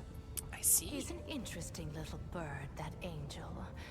Before he became the Herald of Iomedae, he served Regathiel, the General of Vengeance. I've always found the fate of that Imperial Lord to be quite fascinating. Did you know that the father of the Upper Plains' top military leader was a devil from hell? Regathiel had to achieve many feats to redeem his unholy legacy in the eyes of the other Imperial Lords. But he did. A remarkable tale, is it not? So that does mean that a demon can ascend. The conversation is interrupted by a concerned-looking succubus who silently approaches Naticula and then begins fervently whispering into her ear. Naticula's expression turns hard and cold. As Naticula ponders the new development, the messenger makes eyes at you playfully. You recognize those green eyes, except they were awash with pain when you last saw them, their owner bleeding out in the caverns of the Nexus. The succubus smiles slyly and gives you a wink. Another island, another loss. Enough! I warned them that I would not stand for the desolation of my realm. They have not heeded me, and they will regret it. Go to your sisters and tell them to prepare. That green-eyed succubus, I know her. I know that green-eyed girl. Yes, you've already met Laulia, my talented assistant. I've heard she was very convincing at acting out her tragic death in the minds of the Nexus. As you can see, I've been watching you since your very first moments in the Abyss. And even a little earlier. Do you like what you see? I have prepared a beautiful intrigue that will topple many of your enemies and seal the world wound forever, ending the threat to Galarian. And you have the chance to become part of that intrigue. The first schedule is ready to go. Wait, what first schedule?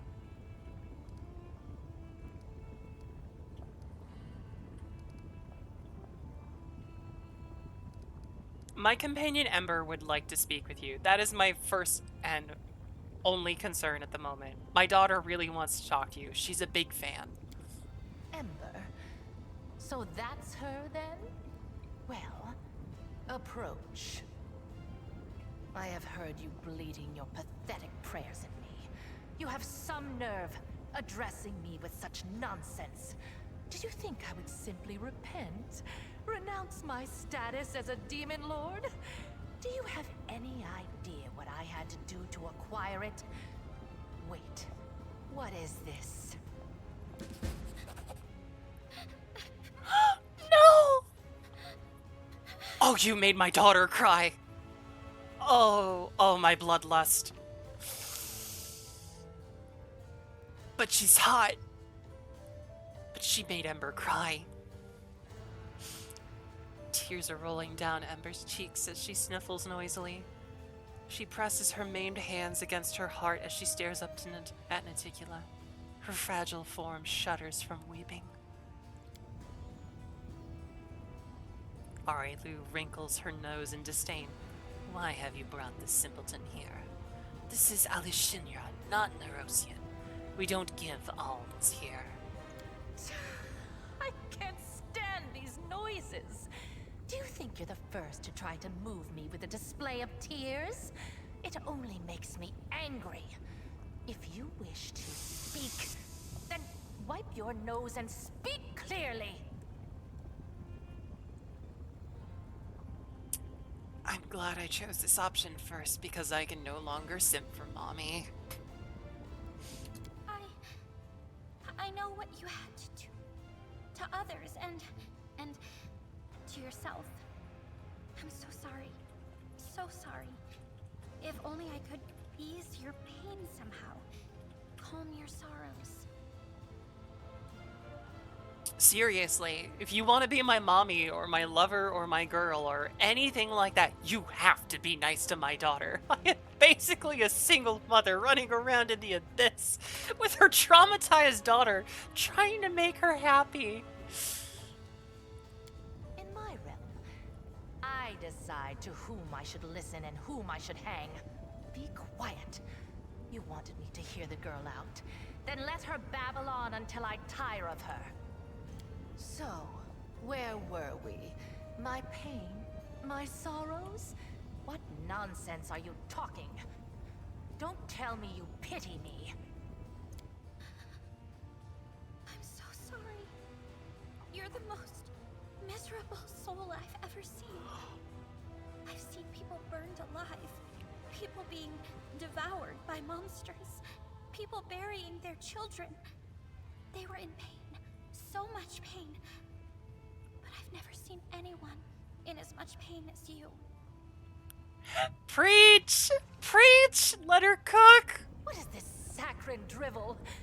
What do you even know of me, Nat? Ember knows all. I've seen your city. You were the one who built it. It is the way you wanted it to be. It holds all of your dreams, all of your heart, and everyone in this city is suffering. Everywhere, all the time, every minute. All who live here are hurting and scared. If these are its citizens, how miserable must its ruler feel? And this is what you brought her to me for. You think this infantile sniveling is worthy of my attention? Oh, boy.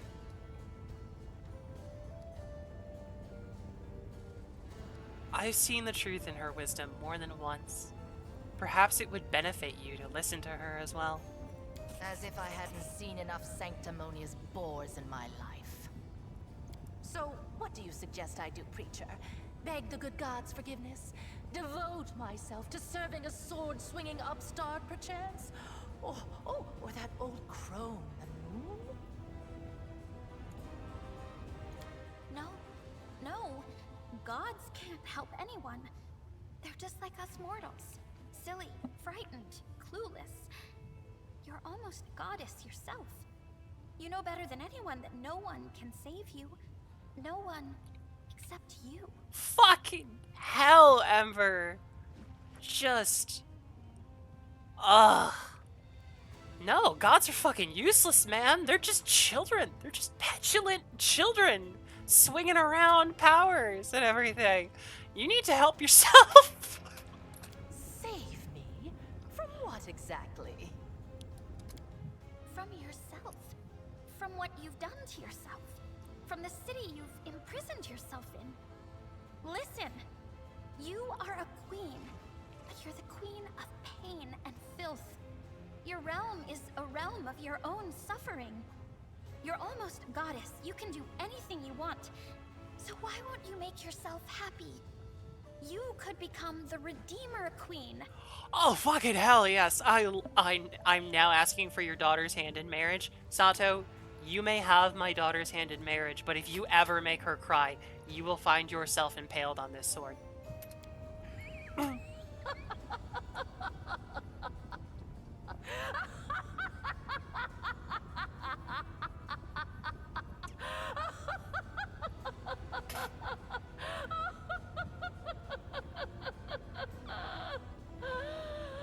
Oh, the Redeemer Queen!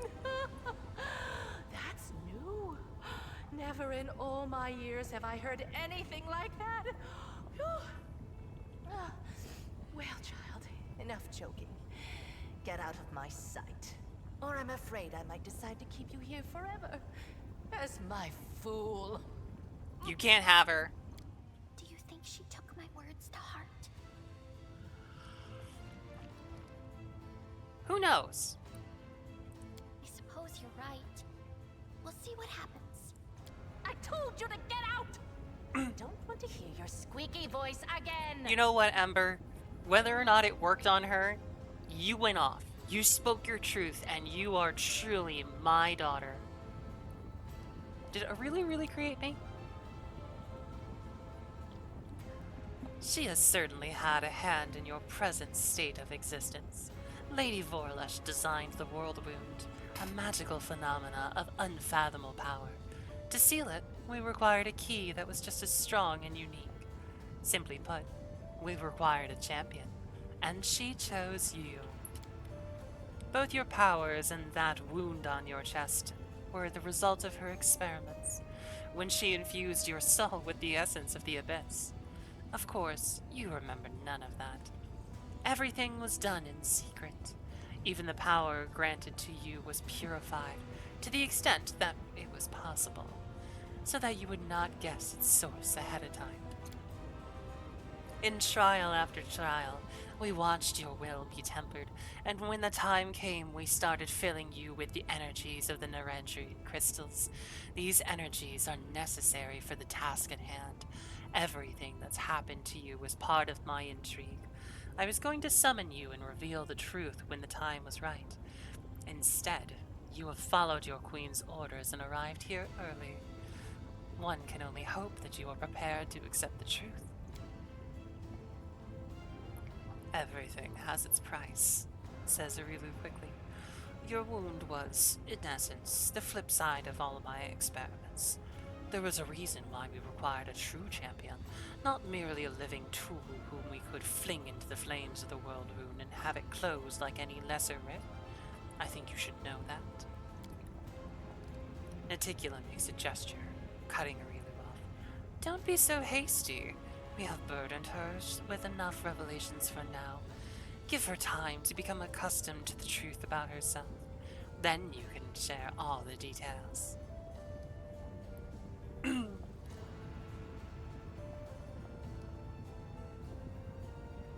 What exactly are you offering me? I am offering you the chance to become my weapon. Your enemies are a thorn in my side as well as yours.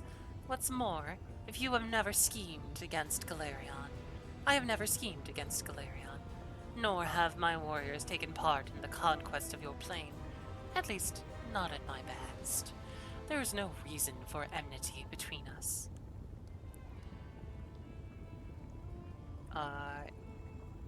Why would you want to close the wound? When the World Wound opened, I was pleased. If she didn't make my daughter cry, Balkuzi, I would gladly be hers, her possession. She could wrap a collar and chain around me, and I would just sit at that side of the throne, purring like a happy little kitten, okay? My realm was now connected to another plane. I wanted it. I wanted to make it a crossroad of worlds, a place where demons, devils, and angels could meet. The wound was a convenient path along which I could advance my ideas. But the Midnight Isles were not the only realm that had been linked to Galerion through the wound. Discari and Baphomet now found away from their realms into your plane. The servants flooded my islands and spread out across them like a plague of locusts, killing guests who were under my protection, questioning my rule. They were driven by their lust to conquer and enslave, whether on Galerion or in any other abyssal realm. I was forced to shift my focus and express my discontent. Eventually, atop the bones of our servants, we reached an accord. I would let their armies pass, and they would comply with my wishes while on my island. Of course, the accord is a polite fiction. Both the Descarites and Baphomets are attempting to amass their power and influence in Alushinia and overthrow me. When they think I'm not watching, they break my taboos and reveal their own impudence.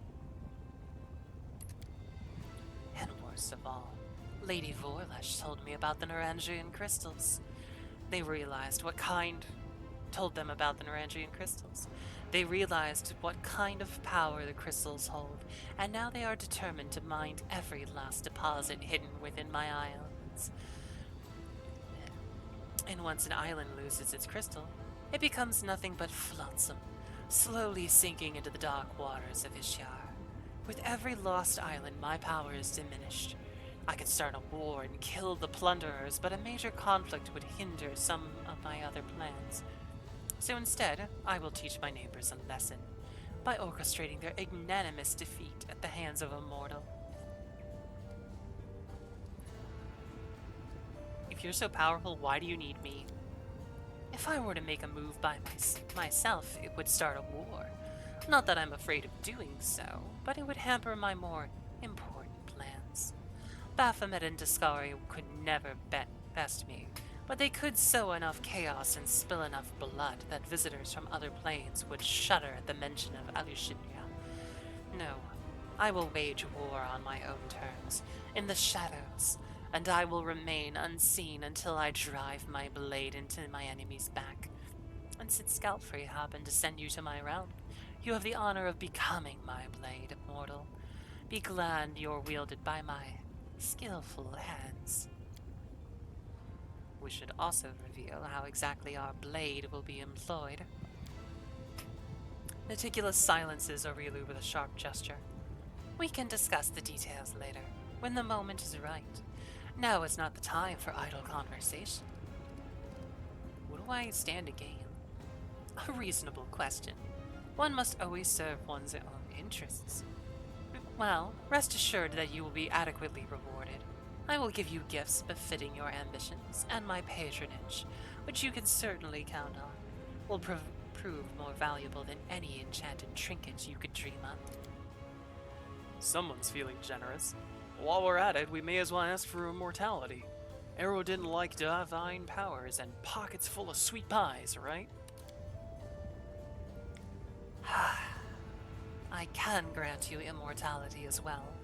If you think I will only reward the commander for her service, you are mistaken. I could grant every one of you what you desire most. You, underground hunter. Would you like me to rid you of the curse of short life that haunts your tribe? So that your eyes don't grow weak in 5 years and your arms remain strong. I would love that, but I'd have to pass. I don't know what price demons demand for favors like that, but I'm not sure I've got nothing to pay with. I'd rather die, honestly.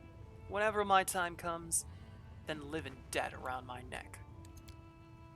Regal says nothing, but gives Lan a short, respectful nod.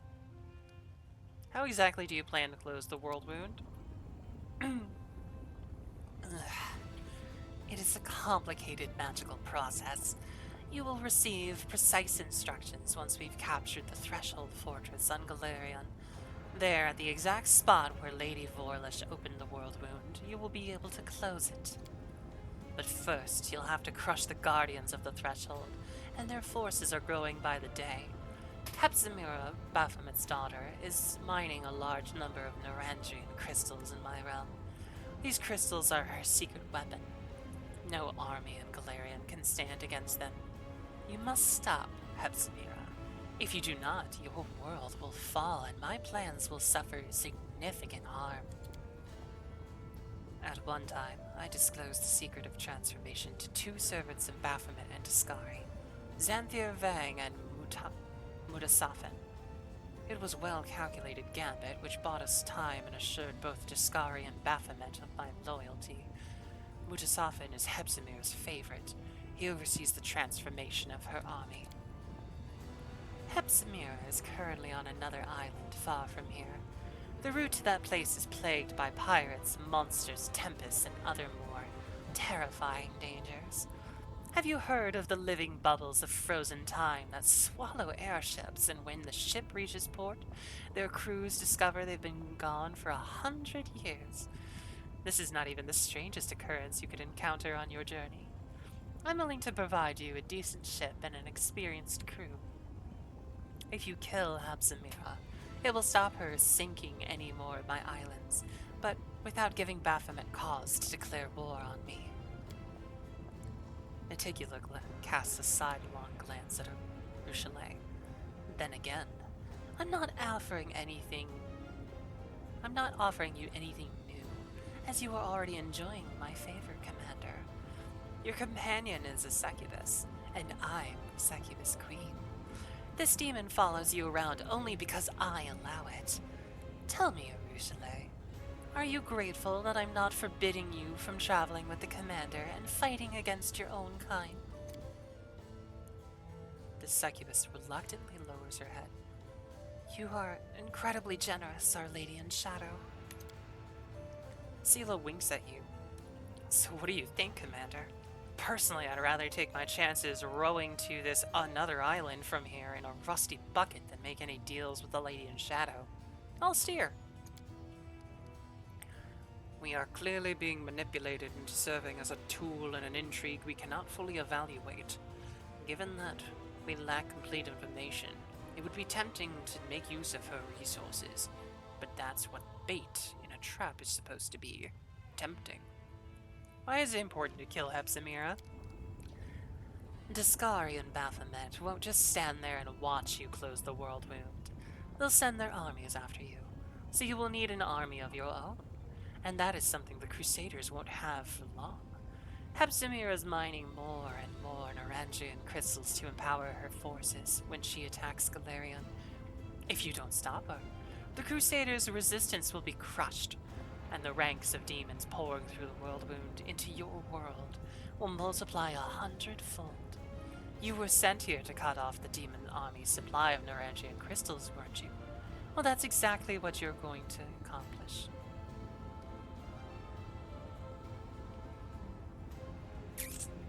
I will consider your offer, and accept it, I'm sure. I respect your caution and won't force you into submission. Please do. We all stand to gain if you do my bidding of your own volition. A glimmer of approval dances in Antigula's eyes. An interesting destiny lies before you, mortal. You will rise to great heights and play a part in events of titanic proportions. Many would give their life for a chance to tread such a path. Hepzibah visits Alashinra every now and then, but her true lair is far from here. She hides on the island of Colofir, to the northwest of my archipelago. There lies her secret fortress. In the deep mines, her slaves dig Narandrian crystals for the invading army she plans to bring to Galarian. I will give you a magnificent airship and an experienced crew to take you there. It will be a long and perilous journey. Take some time to prepare. So many options.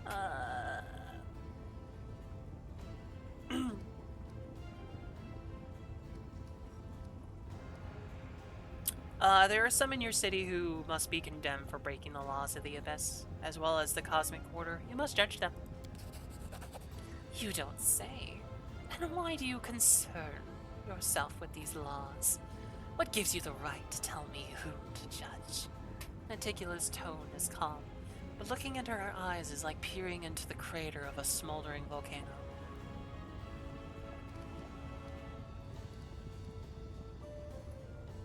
I am an Aeon. Look into my eyes and you will understand. You stare into Naticula's eyes. Your gaze is clashed like steel melting steel. She is silent, but you know what she sees in the endless depths of the cosmos behind your eyes.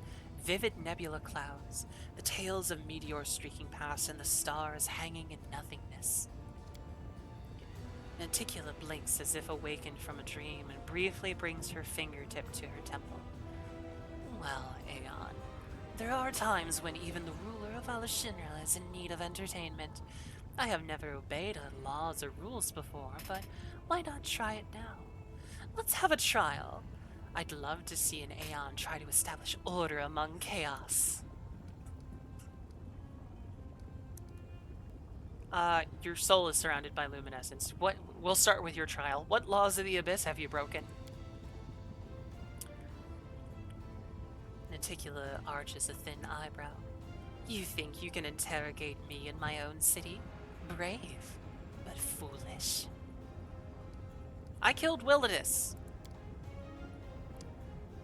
Naticula shows no hint of sadness.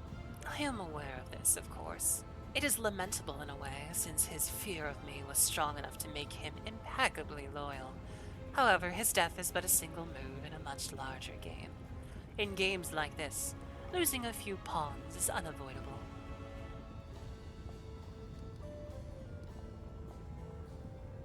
I would like to know about the other powerful citizens of the Abyss. Are you interested in one of my servants? Or do you wish for me to tell you something about your enemies? What's your relationship with Aurilu? Like, I feel like we have a leash holder situation going on here. She works for me. Isn't it obvious? Lady Vorlish is very talented. She may be the most brilliant and capable mind ever to come from your plane. And the guile she used to betray one demon lord master after another impressed me so much that I offered her the position of my advisor on matters of magic. Naturally, the esteemed Lord Goat and Lord Locust don't know a thing about the betrayal of their faithful lackey, Lady Vorlish. I plan to keep it a secret for a while longer. Betrayal is too strong of a word. I opened the path to Galarian for those two, and I told them how to extract power from Narandrian crystals. That will suffice. Doesn't it bother you Aurilu serves another master? Naticula smiles deviously. I am not prone to jealousy. Let Discari think Lady Vorlish serves him still. His bug brain is incapable of sensing betrayal. As for Baphomet, he, like any talented liar, is most vulnerable when he's trying to deceive someone else. He was so pleased to have fooled Discari that he became blind to treachery that was happening right under his snout. In truth, Lady Vorlash's loyalty is mine alone. Loyalty is for fools. Shared interest. That is what rational minds rely upon. That and fear. No one in the right mind would oppose the Lady in Shadow. How did Aurilu even become your servant? I'm sorry, there's a lot of exposition, folks. I'm just really curious, and I can't help but not exhaust dialogue options, because to me the story is like the most interesting part of games like these. When the World Wound was first opened, it only led to Discari's realm, but then there was another, more powerful breach. The wound expanded, and its paths now pass through my realm and Baphomet's as well. Before long, all sorts of interlopers have heard about the power contained within the crystals here, and the Midnight Isles were soon overrun with agents from my new neighbors. They flouted my embargo, burrowing greedy into my rocks, stealing my crystals. The main culprit was one Aurilu Vorlish. She was the one who discovered the energies of the Narandrian crystals. I'd captured her and was about to carry out her agonizing execution. when Lady Vorlish offered me something I desired even more than her death. She entered my service, and her main task since then has been to close the world wound. Once it is sealed, my realm will once again be cut off from the Baphomet and Discari, and their slaves will no longer be able to infiltrate my islands with such ease. Do you remember the elven mage who used to serve you thousands of years ago? He's still alive. We're friends. Really? He was well past his youth back then, and now? Just how old is he? Can mortals even live that long? Well, apart from your immortal Aslanti. Say hello to him on behalf of the Lady in Shadow, and tell him that the one who replaced him has disappointed me immensely with his incompetence. No matter how hard he tried, he could never live up to my magnificent elf. You know, you've managed to surprise me. A rare occurrence for someone who knows just about everything. With a bat of her eyelashes, Naticula sends you a piercing gaze, one that feels like it's delving into the deepest corners of your soul. So I'm guessing that the lamb and the locust are not your allies? The goat and the locust? Allies is too strong a word for our relationship. Our connection was forged by circumstances, not out of a desire to deal with another. When the world wound opened, it tied your world to our realms. I did not join my armies with theirs, but I was forced into making peace with them so as not to get bogged down in a tiring, distracting war. If I had the opportunity, I would have met them on my terms and expanded my territories at their expense. Naticula indulges herself with a thin smile. Unfortunately, this is not currently possible. By the way, one of them came to me with an offer of an atrocious alliance that involved conceiving little ones together. I'm still contemplating the specifics of my refusal. It needs to be clear and unambiguous.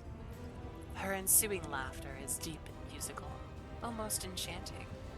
Now I'm curious, was it Baffy or Discari that was like, hey, we would make beautiful children together?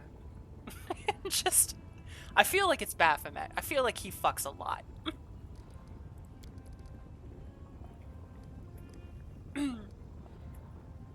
I want to know more about you. Recounting my whole story would take longer than your brief mortal life allows. The list of demon lords I've slain is endless in its own, as is the number of islands under my rule. And that's just the past. There's always my future. How did you become a demon lord? Bear in mind that I've always been unique, ever since I was born. I was the first succubus of the Abyss, the perfect specimen of my race. I had been enjoying my youth, sharing it with my brother and lover, until his hungry gaze of the demon lord Narandri fell upon me. That greedy tyrant saw me as a jewel to be added to his treasure hoard. He tried to abduct me. I knew I had no chance of defeating a demon lord, but in the moment, I was not thinking at all. I was fighting for my freedom. When it was all over, Narandri was dead.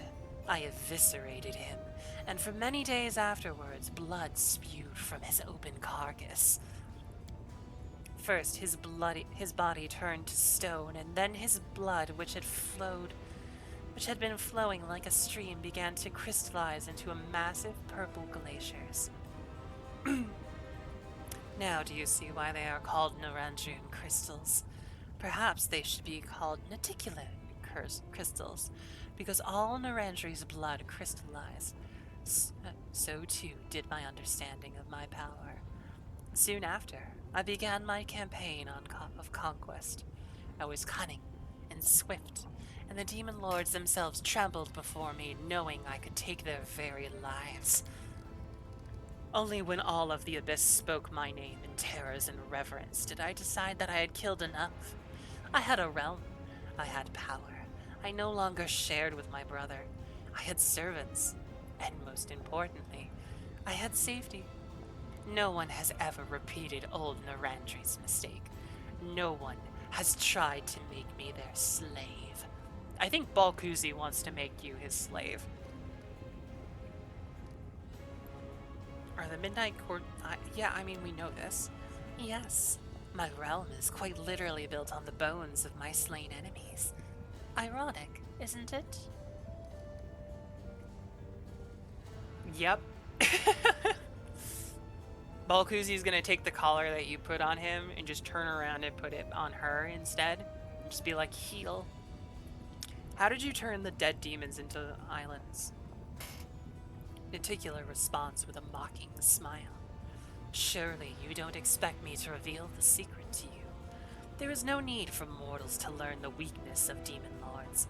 All I can say is that everything started with my desire for revenge. After I had dealt with Narandri, I was furious at the thought of that vile, lecherous wretch just teleporting all over the Rift of Repose, where he could turn to stone and stay there to rot for the remainder of eternity. I wanted to trample his foul corpse, to keep his bloodied body within my sight forever. I yearned to display my glorious trophy to all of the Abyss, and that's when my power first manifested. I studied my newfound abilities, and learned how to use them. Before long, I was possessed not just of one island, but an entire archipelago. Yeah, what do you plan to do next? Subdue all the Abyss? Perhaps. Or perhaps I have something grander in mind. The Abyss. Who cares about the Abyss? Alright. It's always nice to indulge one's curiosity, but that's what kills cats like me. Oh god, Nenio. Nenio! I have a question. From her sleeve, Nenio produces a pencil and a piece of paper. Lady Niticula, how many copulation partners have you had? I'm making a list for the encyclopedia, and I believe you may have taken one of the top spots. Sela tries prodding Nenio's sides, but not before the question is asked. Darren moves his lips soundlessly. You can't hear what he's saying, but you can clearly make out the words, "Shut up, an idiot." Regal lays a hand on his weapon. His face remains impassive. For a few tense moments, Niticula peers into Nenio's face and yours, then smiles with the slightest curves of her lips. What matters to me is not quantity, but quality, and I am well ahead of any other denizen in the Abyss in that regard. That is where we will end the discussion. I wish to inform you of treason.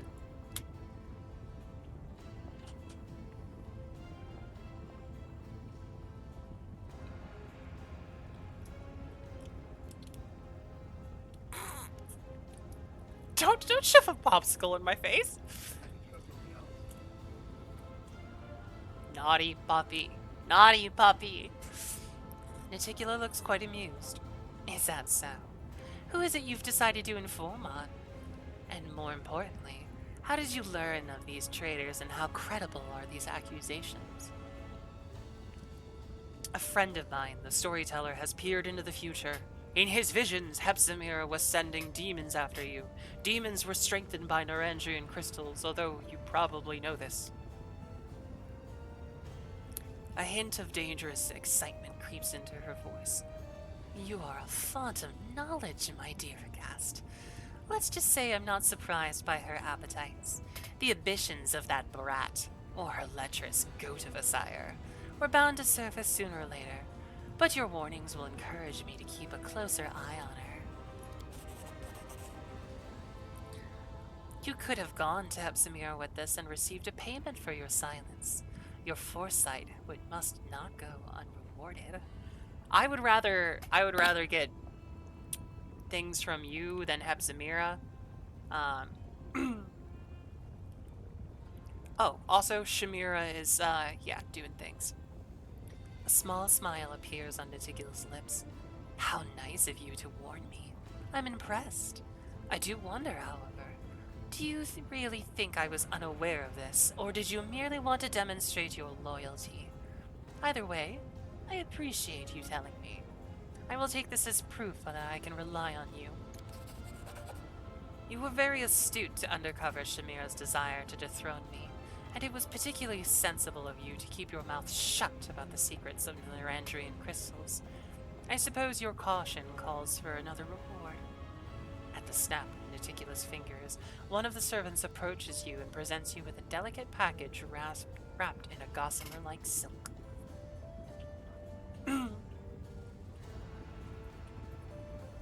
Oh, sweet! Because I humiliated the other succubus. She likes me. Mining Naranjan crystals is a surefire way to sink the island the crystals are on to the bottom of the Ishiar. I assume you understand why all who attempt to procure them in Alethinia were executed? Head pats! Oh, thank you, sweetie! Thank you, thank you! At least you didn't tell Shamira about the mines you found. The last thing I need is the ardent dream burrowing under my capital. Why do you tolerate Shamira?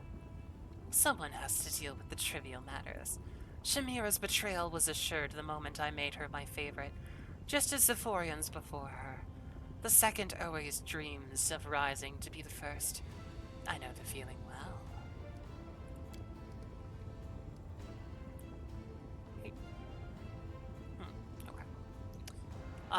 Let's see if we can raise our mythic rank by doing our quests. I am ready to judge. Not so fast. I have my conditions. First, I will be the one who passes the sentence.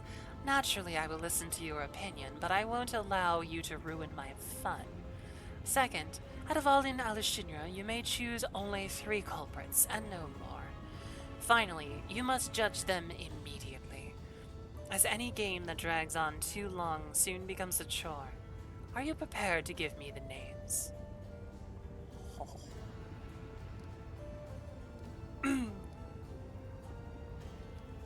Give me some time to think it over. I still have some business. Naticula casts a piercing glance at the spot where Aurilu was a moment before. Then she stops you with a commanding gesture. There is one more thing we must discuss. The Lexicon of Paradox, Lady Vorlesh's magical treatise that contains many secrets on the world wound. You and my servant, Lady Vorlesh, were just talking about the Lexicon of Paradox. For many years it has remained split in half, harmless. But what was once divided can be made whole again. Who knows what power the book could impart to its owner? What if they expand the world wound even further, or connect it to other planes? Not a chance. The Lexicon of Paradox has caused more than enough trouble already. You already possess the first half of the book. Find the other one and bring them to me. I will reward you handsomely.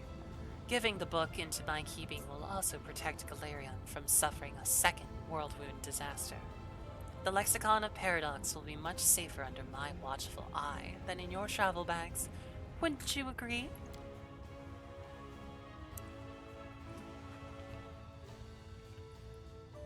A lord from the abyss who wants the book that holds the secret to opening the world wound. All with the best intentions, I'm sure. Regal's frown deepens. I expected a better lie from the Lady in Shadow. This one won't do. Why do you need the book? One world wound alone has been enough of a nuisance for me. I want to ensure that some future mage leafing through the book doesn't link my realm to another plane. I'll consider it. The reward will not disappoint you. I promise. This dangerous knowledge ought to be locked up securely. I won't keep you any longer. You have taken a liking to my city, I see. Well then, savor it to the fullest, and then come back for truly important business. Oh, cool! I can level up my mythics and stuff. Also...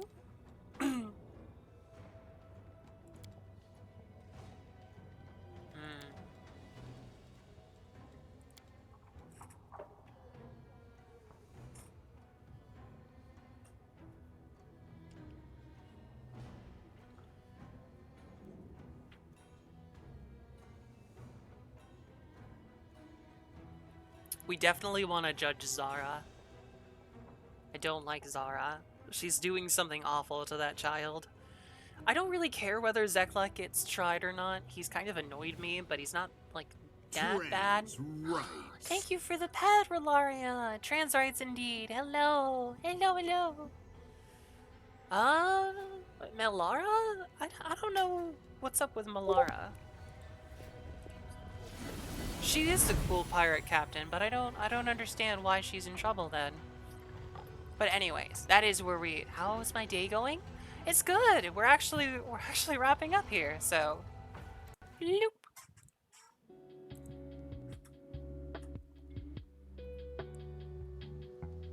Okay, here we go.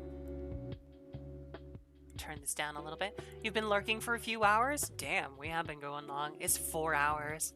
I would continue and just like try and power through Act 4 here, but I feel like it's going to be deceptively long, even though we've kind of reached the top of Alushinra. So, I am going to cut myself off here. Being sick sucks. Yes, it does. It does indeed. Rest up, Rolaria. Get some soup. Get some hydration. You know, take care of yourself. Ugh. But we are going to wrap up for today. So, kind of as an ending wrap up for today, I'm going to say I am going to be traveling for work Monday through Friday this week and next week. I'm not going to be around for streaming. I need to work out my stream schedule, but I think for this coming Saturday and Sunday, if I stream on Saturday, it'll likely be Elden Ring over on Faxanidus' channel. And as usual, we will have Pathfinder on Sunday afternoon. That being said, we'll have a very similar situation the week after, probably with our D&D session on the 14th. I need to solidify that, but I'm really, really looking forward to it. And then more Pathfinder on the 15th. So, you know, it's quite the busy start of the month, sort of thing. And I'm very much looking forward to the end of this month when Saris can finally have a vacation. But yeah, that's gonna wrap it up for today. We'll see if I can fix my microphone next time before our stream. Let's see.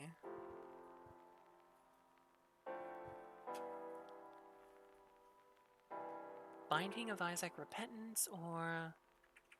Huh. Osanax is playing some sort of card game that I don't know. I'm kind of curious. Looks fun. I saw her her post recently about voice training and everything, and really just, you know, send her some love and tell her what wonderful voice she has. She's been doing a lot of really cool streams lately, and if you haven't checked her out, her art on Blue Sky and Twitter is actually really, really nice. So, girl's got a very distinct old school style, and I absolutely love it.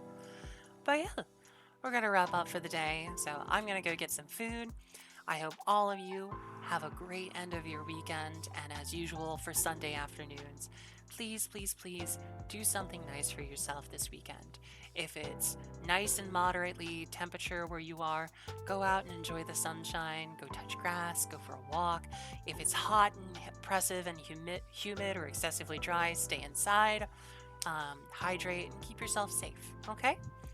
But do something kind for all yourselves. And I'm very, very much looking forward to next weekend when I get to come back and see all of you lovely people again.